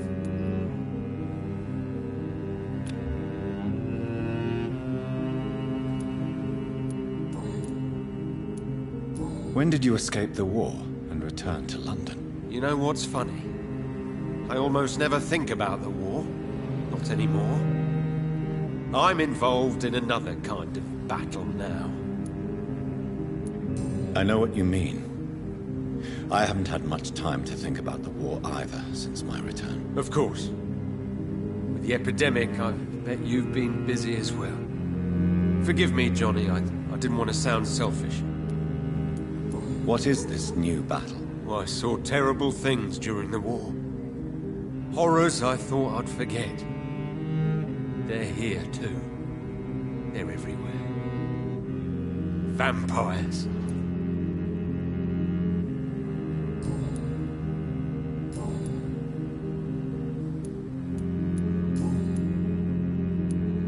How is your wife, Venus? We've spent so much time away from each other. And so many things have happened. But you're alive. You returned in one piece and you have a family. How many soldiers can say the same? Believe me, it's not quite that simple. Unlike you, I'm not the man I used to be. Is everything all right at home? Surely Venus was relieved to see you return from France in one piece. Have you forgot what people are like in this part of town, Johnny?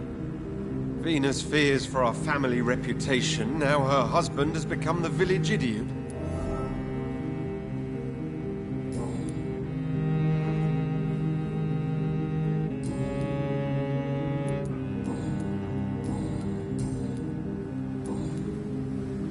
You need some rest, Clarence. You should try to sleep.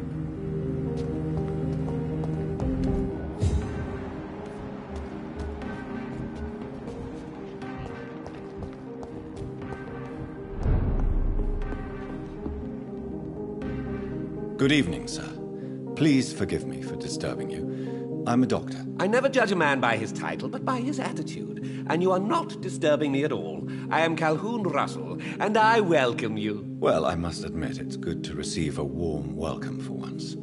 I'm Jonathan Reed. Welcome, Dr. Reed. Welcome to my humble shop.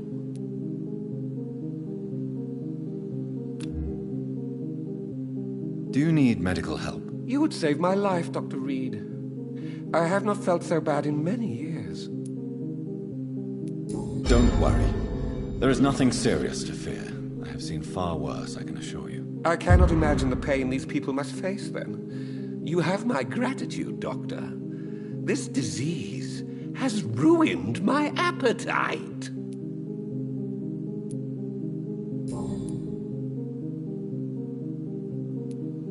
What can you tell me about this place? I recently found the best steak and kidney pie in the city. I'd be glad to share the address if you want. Finding a good restaurant? Is that really all that interests you? Oh, I have many passions, but nothing brings me ecstasy like subtle and exquisite flavors from my teeth to my belly.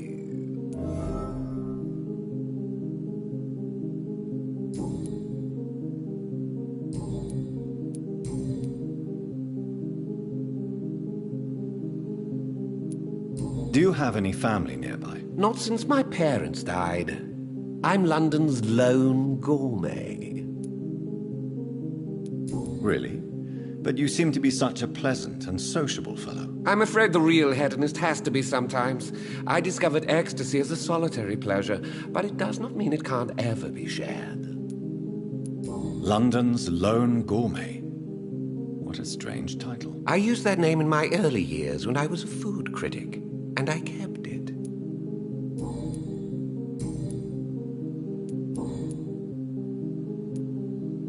What can you tell me about this place? I recently found the best steak and kidney pie in the city. I'd be glad to share the address if you want. I must confess, I have quite specific tastes when it comes to nutrition. Really? Well, I'm always happy to try new exotic meals. If you ever find an intriguing table, please share the address.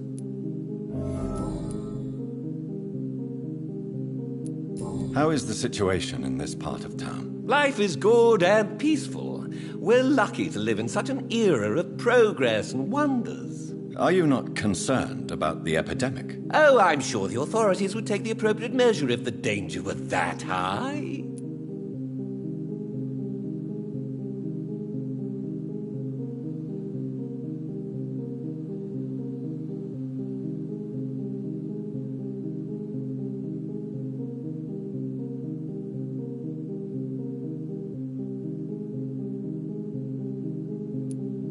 I'm afraid the newspapers are seriously underestimating the situation. Things are critical, believe me. Well, that's news then. But I can't believe that things are that bad. Are you sure you're not exaggerating a bit? For the thrill of it?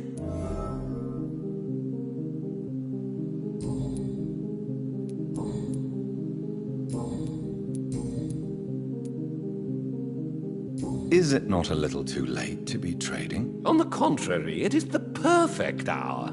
Believe me, my friend, it is always at night that you meet the most fascinating characters. But what about the epidemic? The bombs and raids? And all the random violence? Please, sir, this is London, England. We will prevail. And if a bomb must fall on my shop, then I'll be there to hear it falling. So you prefer to work at night? Oh, I also enjoy a sunny day like everybody else. But the night always has a certain je ne sais quoi of its own.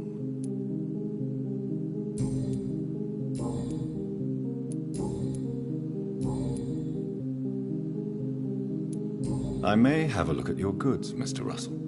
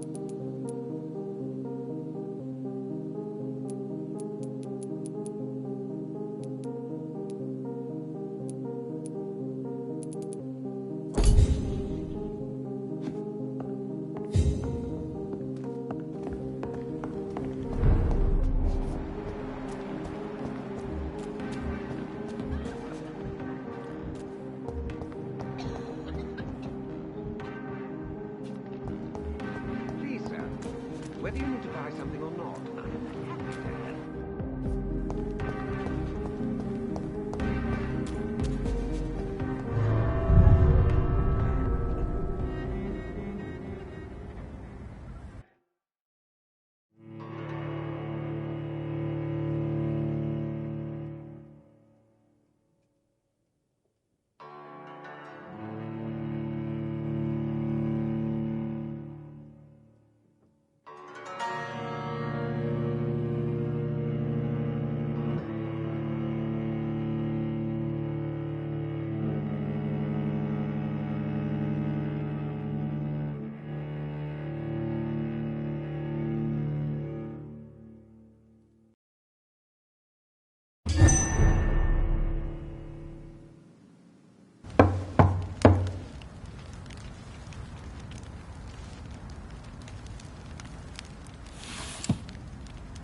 Do you know where you are standing right now?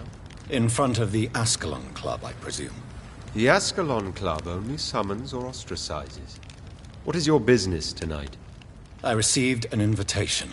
I'm Dr. Jonathan Reed.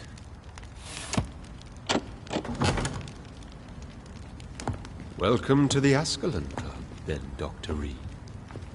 Please proceed. Lord Redgrave is waiting on you upstairs. There has been quite a battle here.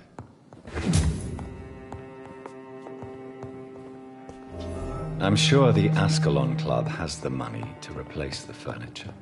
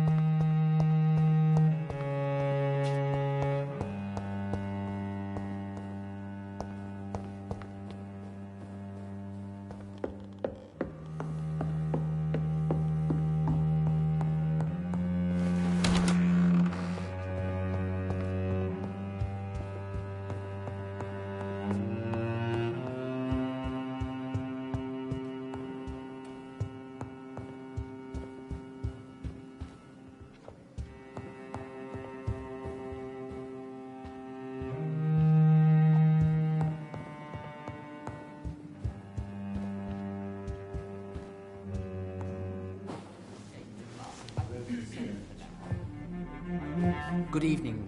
We repel the intruders for now.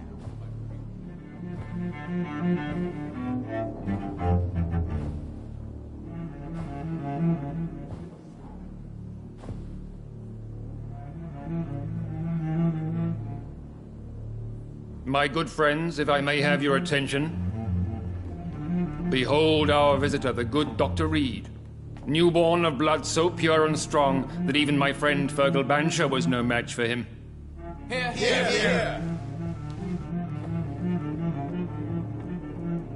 Come forward, young Ekon, for we have so much to discuss.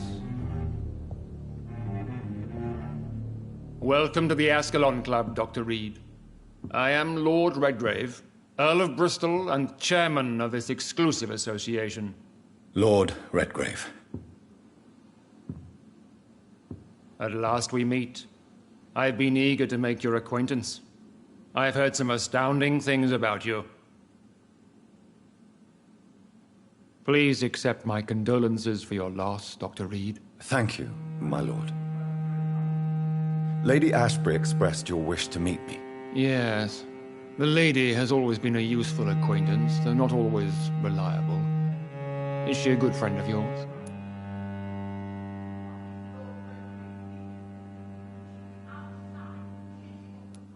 Yes, she is. I may even say I admire her probity and her kindness. She has helped me since I was reborn. The centuries have taught me never to trust a woman completely, especially if she is immortal. Too prone to emotions, if you ask me. Too fickle when it comes to important decisions. My lord, do not expect me to speak ill of Lady Ashbury. Of course not, and I praise your loyalty. Would you offer the same fidelity to the Empire? What do you mean? I speak of the Skull Plague that threatens London and the country. You have been on the front line in the East End, but the time has come to open up a second front here. The epidemic has escaped the quarantine. You have new cases of the outbreak. We don't know for certain, but we cannot allow the disease to threaten the prominent heads of Great Britain.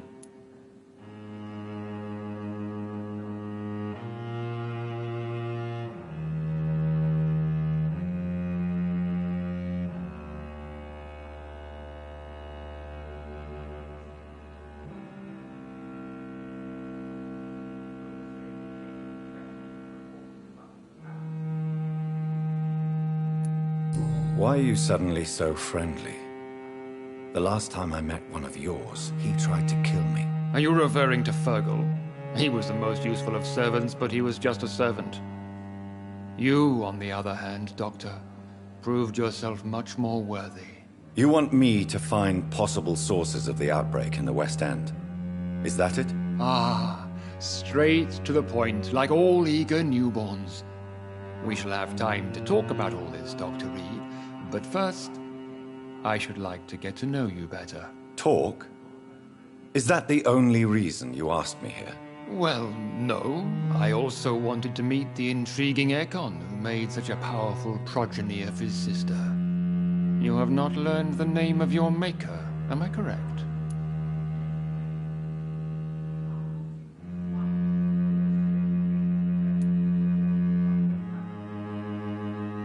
No, I haven't. Have no embarrassment, Dr. Reed. We all make mistakes.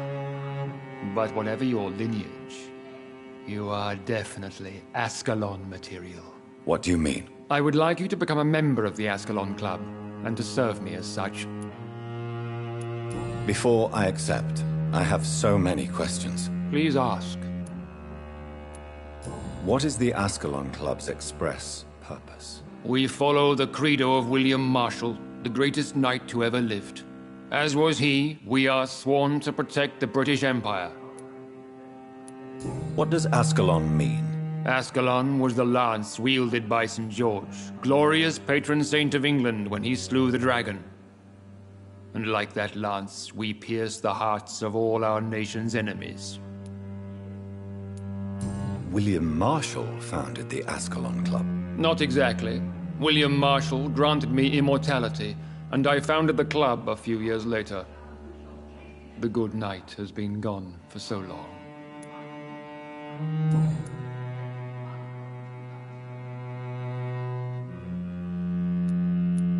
I killed Fergal, who claimed to be one of yours, sent to cleanse the East End of all skulls. Will his death be an issue? Do not worry. My priorities have changed. Fergal was a zealous servant of mine, but like any servant, he had his limitations and is readily replaced if necessary.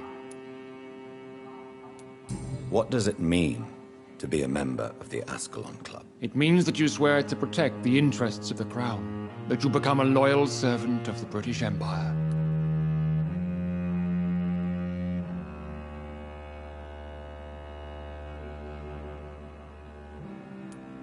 Am I supposed to follow orders? As founder and chairman of the club, I alone am entitled to make demands of our members.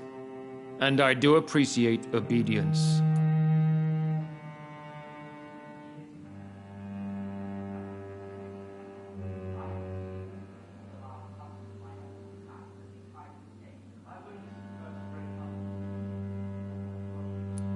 Do you have any official recognition from the government?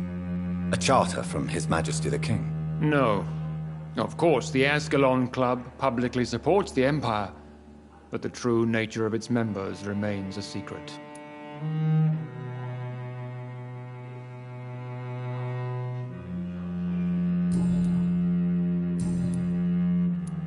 I agree to join the club. This is good news. Good news indeed in these crucial times. Let's inform the Assembly formally and proceed with your initiation. My initiation? Fear not. Nothing fancy nor dangerous. It is just that we, the members of Ascalon, believe that tradition and custom are the backbone of this country.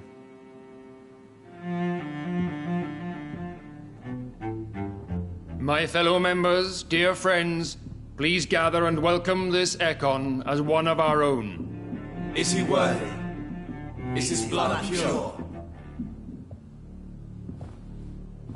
Well, speak, Dr. Reed, in front of the most sacred blood.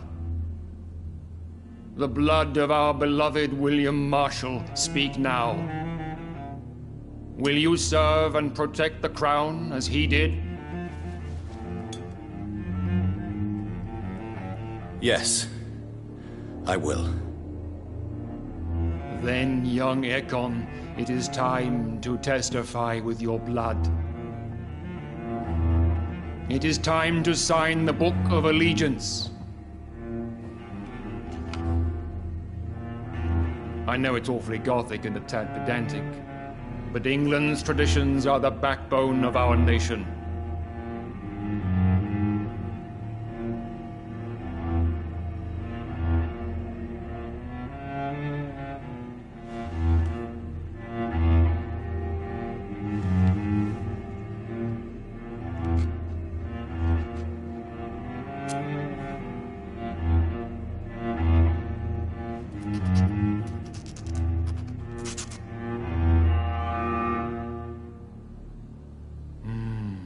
Delightful.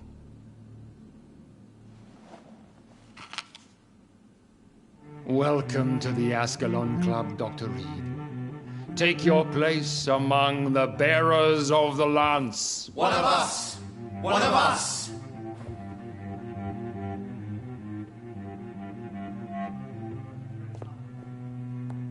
That went well, did it not? It is always useful to bolster the troops' morale, especially before a difficult battle. You have the makings of a general, my lord. I was, though very long ago. Well, not quite a general, but a proud defender of the crown. So why did you really want to meet me? Straight to the point again, young Ekon. All right, let's talk, you and I, Lance Bearer. I'm listening, my lord. According to my spies, you have worked with Dr. Edgar Swansea on the epidemic, and your findings were quite alarming. You were spying on me? Not personally. I rarely leave this building. But once he found you, Fergal kept me informed. Until you put an end to his mission. Who was Fergal? I don't see him sipping tea with the others in the club. Fergal Banshire was my squire of sorts. Even before becoming that magnificent beast, he was a brute. He served me well for decades. No, I mean, what was he? He was clearly no ordinary vampire. No, he was a Volcod, all muscles and instinct. Quite the rare breed, ferociously territorial. Mortals often mistake them for werewolves. You do know I killed him? Yes. Will you bear ill will towards me for his death? Of course not. Your victory was quite impressive and courageous. You earned my respect. Do you know Edgar Swansea? Not personally, but I've been told he has some sort of immortal fetish and is a good friend of yours. Does it bother you that I consider him my good friend? As long as you reveal nothing of the club's inner workings, why should I forbid you engaging in conversation with the good Dr. Swansea? Yes, I'm convinced the recent invasion of frenzied Scals in London is directly linked to the epidemic. This is not the Spanish flu, but something else. I would be glad to hear more of your discoveries, Dr. Reed, but for now, my main concern is the security of London's inhabitants, both mortal and immortal. What do you mean? Alarmed by the epidemic, the Guard of Prewen has started a war against us British vampires. To appease the situation, we must eradicate the Scals.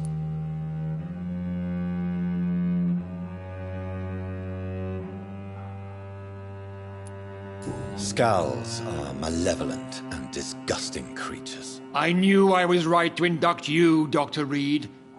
You would not dare lie to me on such a vital topic now, would you? So, what do you want me to do? I want you to investigate the city thoroughly.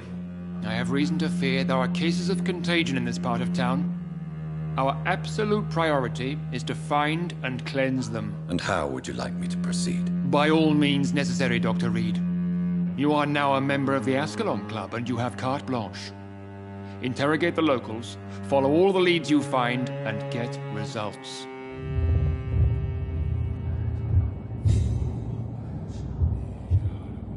Have you heard the rumors of some horned vampire revealing himself and singing obscure songs around the city? What is this? Good evening, Dr. Reed. How does it feel to be this evening's centerpiece? Figuratively.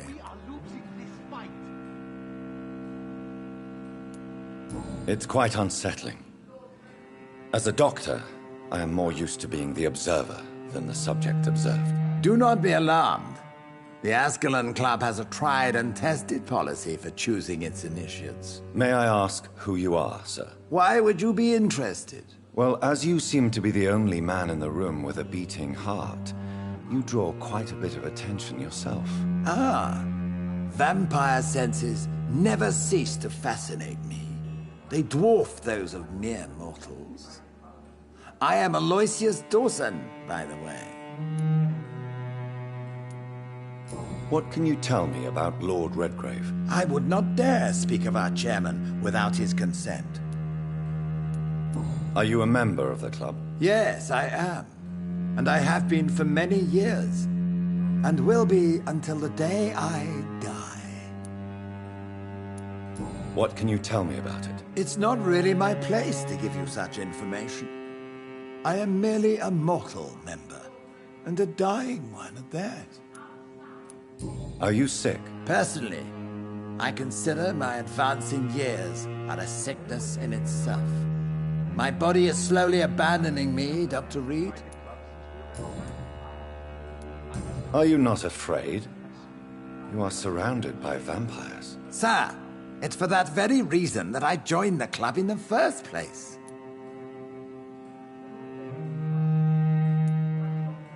Is not the nature of this club a secret shared by only a privileged few? My dear Dr. Reed, I have spent years and a fortune precisely to gather that kind of information. So you asked for membership? I have been a member of many clubs in many countries. But I must admit, this one is my favorite. Mr. Dawson, of Dawson and Dawson, the wealthiest man in England. It is a pleasure to meet such a prominent figure of London. A withering London figurehead, to be precise. Are you sick, Mr. Dawson? I am a doctor, you know. My case is beyond the scope of traditional medicine. I have spent fortunes on the world's most competent doctors to arrive at that diagnostic conclusion. I'm sorry to hear that, sir. Should I suppose that you're here in search of some form of immortality? Absolutely not. I'm here to implement my plan to save the city I was born in. To cast out the ghastly evil that has us all on our knees. Outrage. We shall chase these intruders down. I was chased by a gigantic falcon 2 nights ago. I thought it was further. What is the situation like in this part of town? I am sure Lord Redgrave will enlighten you more effectively than I.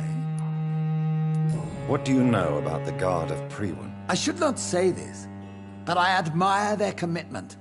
This is what the nation needs right now.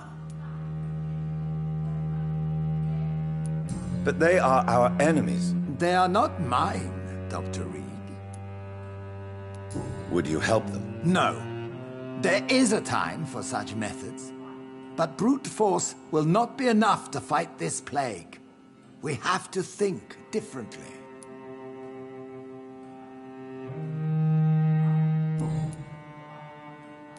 Money cannot solve every problem. This mysterious epidemic is going to require more than money can buy. You're right. Money is nothing unless one has the will to wield it. I have a plan, sir. A radical one that will save all that is essential in London. What is your plan, then? Quarantine and barricades are futile. What we need is a wall. A formidable, unscalable wall to isolate the deserving from the infected masses.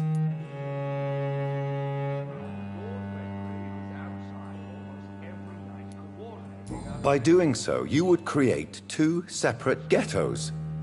What if the disease gets past the wall? The results would be disastrous. Not if we eliminate all suspected cases of infection as soon as they appear. A necessary sacrifice. Are you not mistaking sacrifice for summary execution? Why do you care? Are you not a vampire? Removed from all mortal concerns? Decisiveness is what the city needs, and it needs it now. Welcome to the Ascalon Club, Doctor.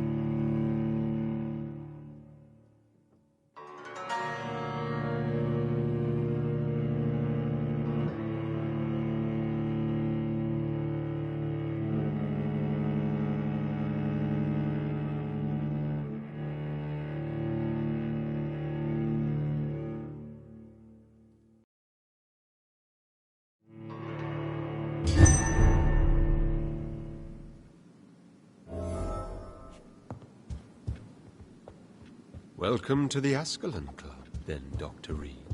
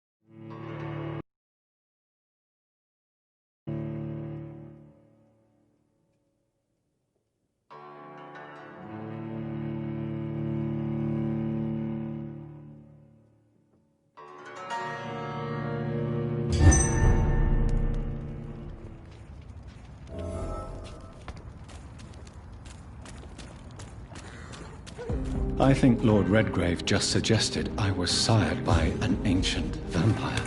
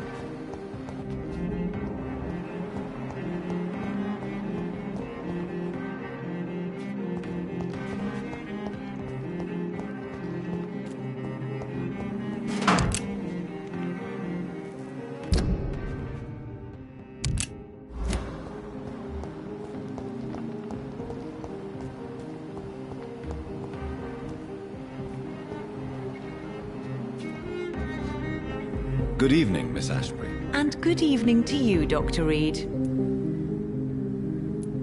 I'm investigating the source of the epidemic in this district. Have you noticed anything unusual recently? A few days ago, I spotted a strange house while campaigning for women's suffrage. Awful smell. No answer when I knocked. Where is it? It's the Mullaneys, a nice family who live in a big house near the park in the eastern part of this neighborhood.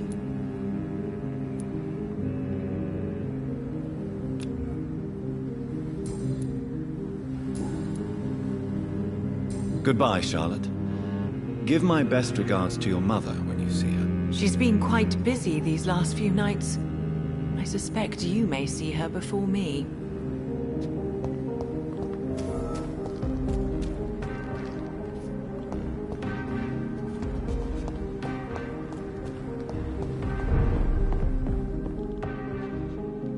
Good evening, Dr. Reed. A great night, what? I'm investigating the source of the epidemic in this district. Have you noticed anything unusual? Not really.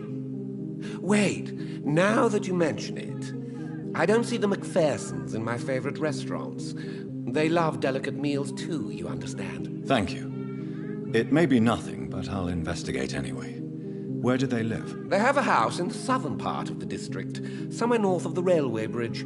There is a courtyard, if I remember rightly.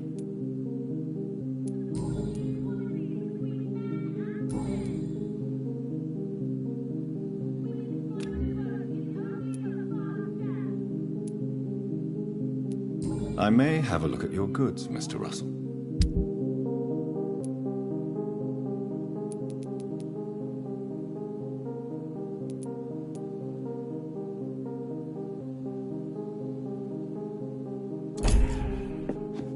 Support the equality between men and women! Women of all countries unite!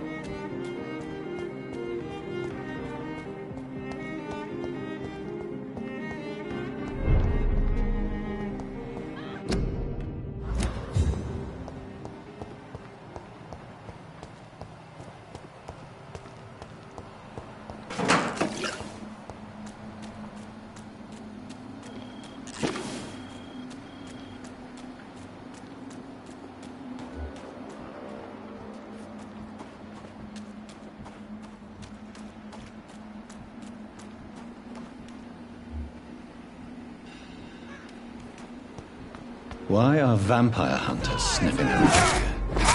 I need to find out what they're after. Fight for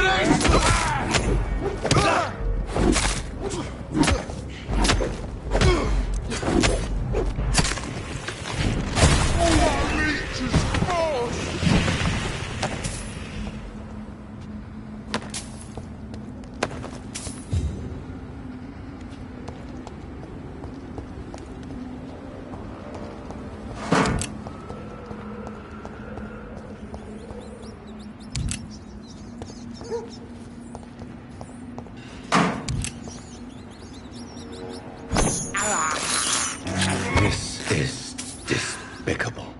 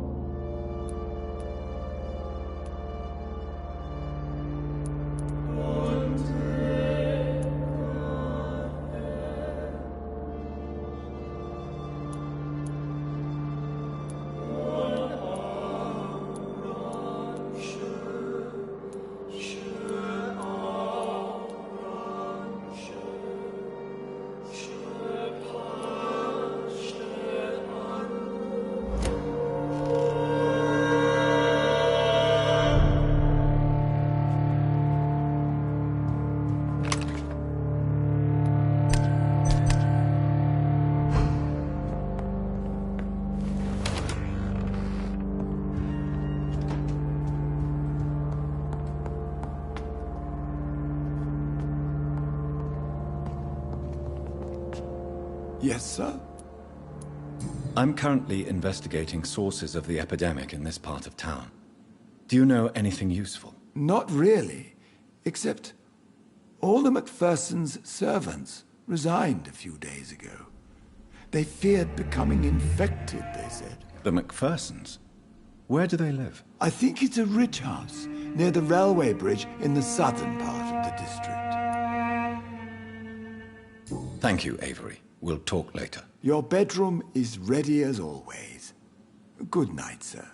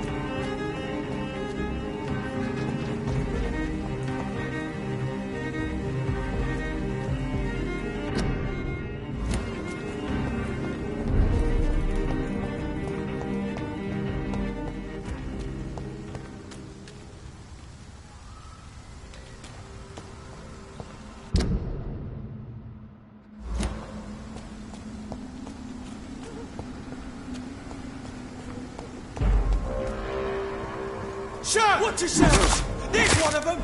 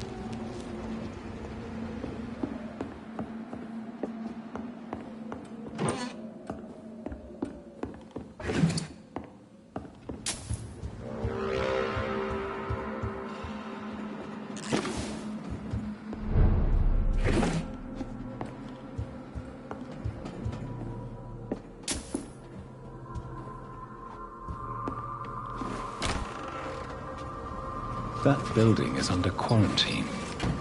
Could this be what I'm looking for?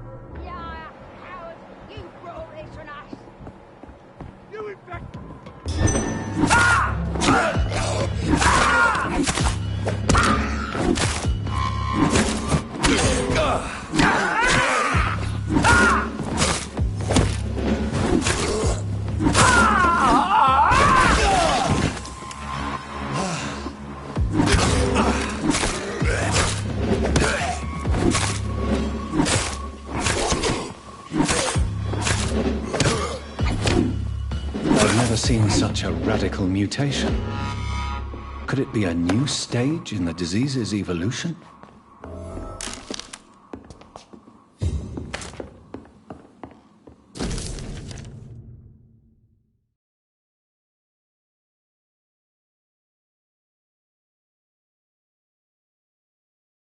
So the husband had an affair with Doris Fletcher.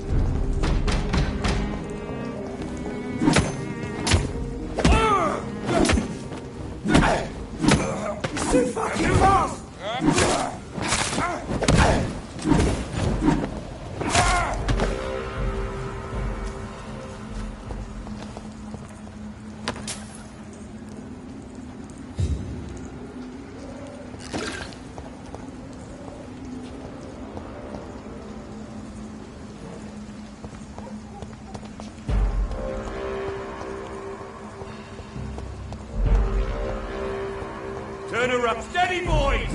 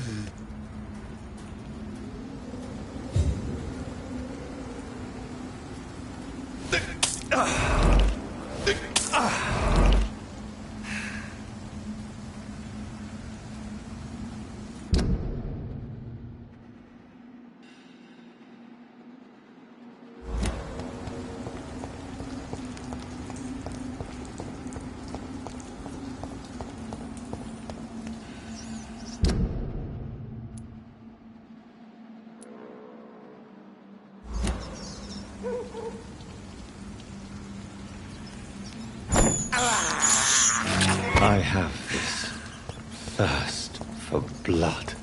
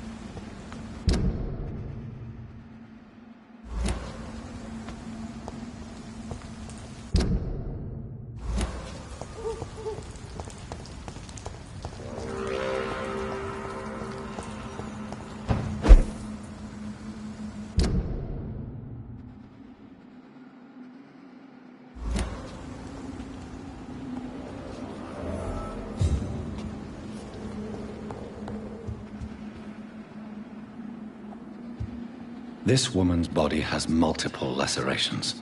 They're deep, too. Whoever did this was driven by rage.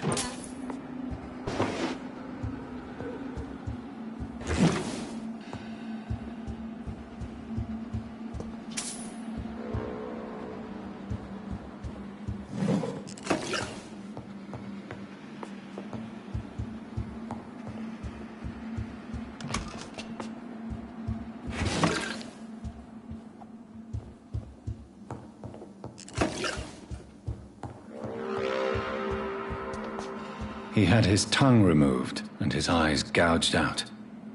He was a victim of brutal torture.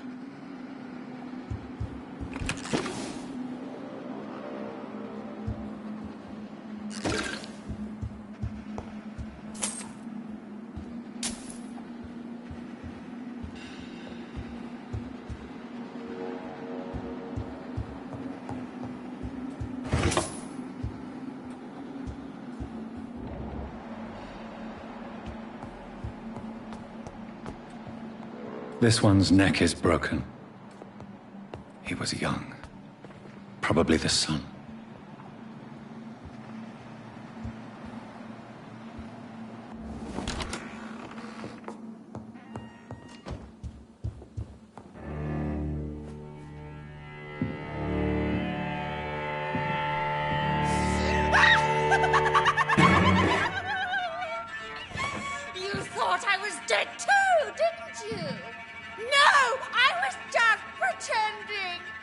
Doris told me I could have been a great actress. You killed your family. They mocked my talent. Ah!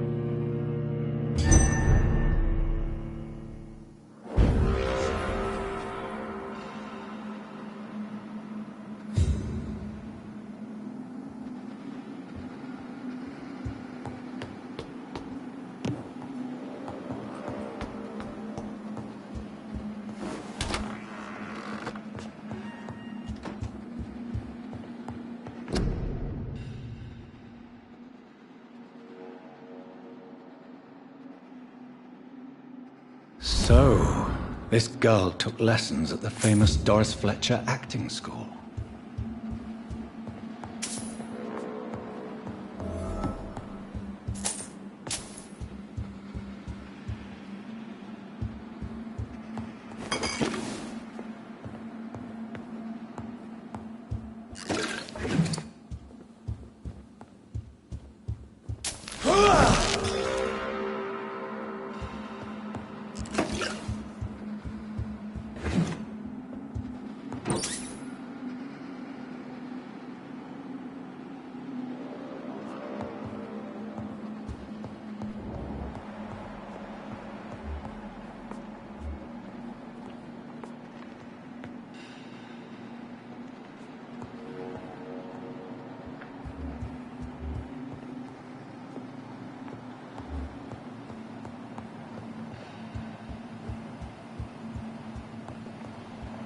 Doris Fletcher seems to be the missing link here. It can't just be a coincidence. I should go to her acting school.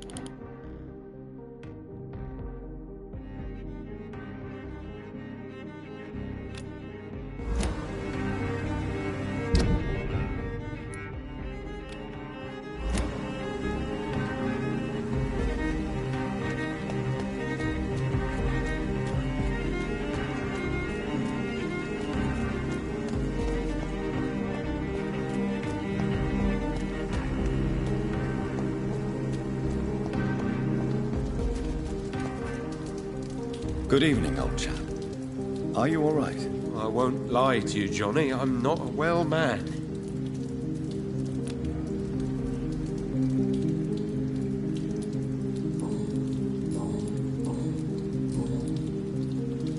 You need some rest, Clarence. You should try to sleep.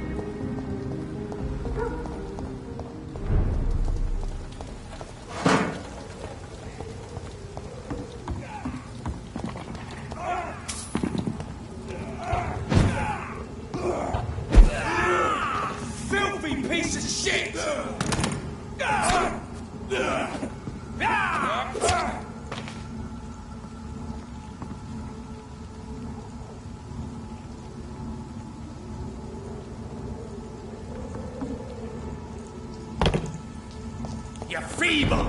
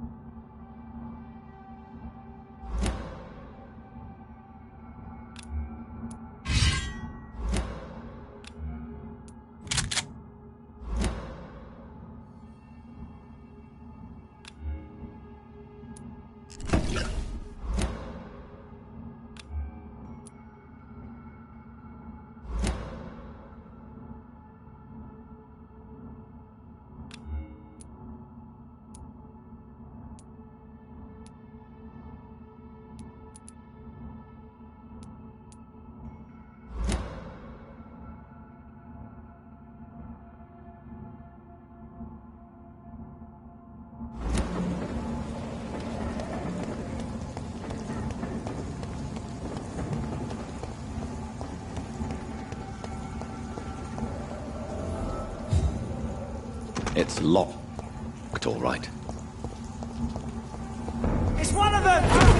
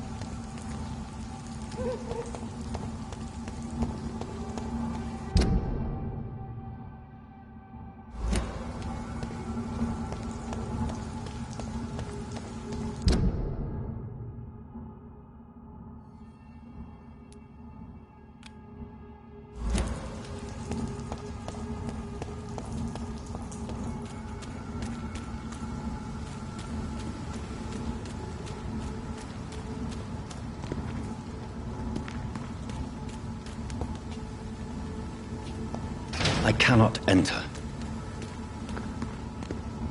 Steady, boys! We've got one of them! He's dead!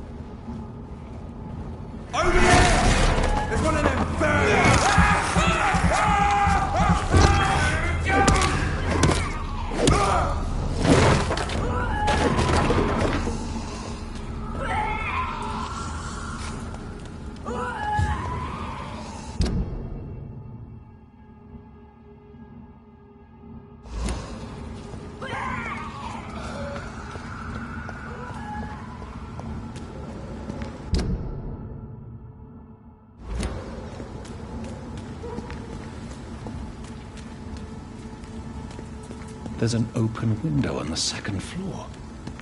I should be able to get in through that.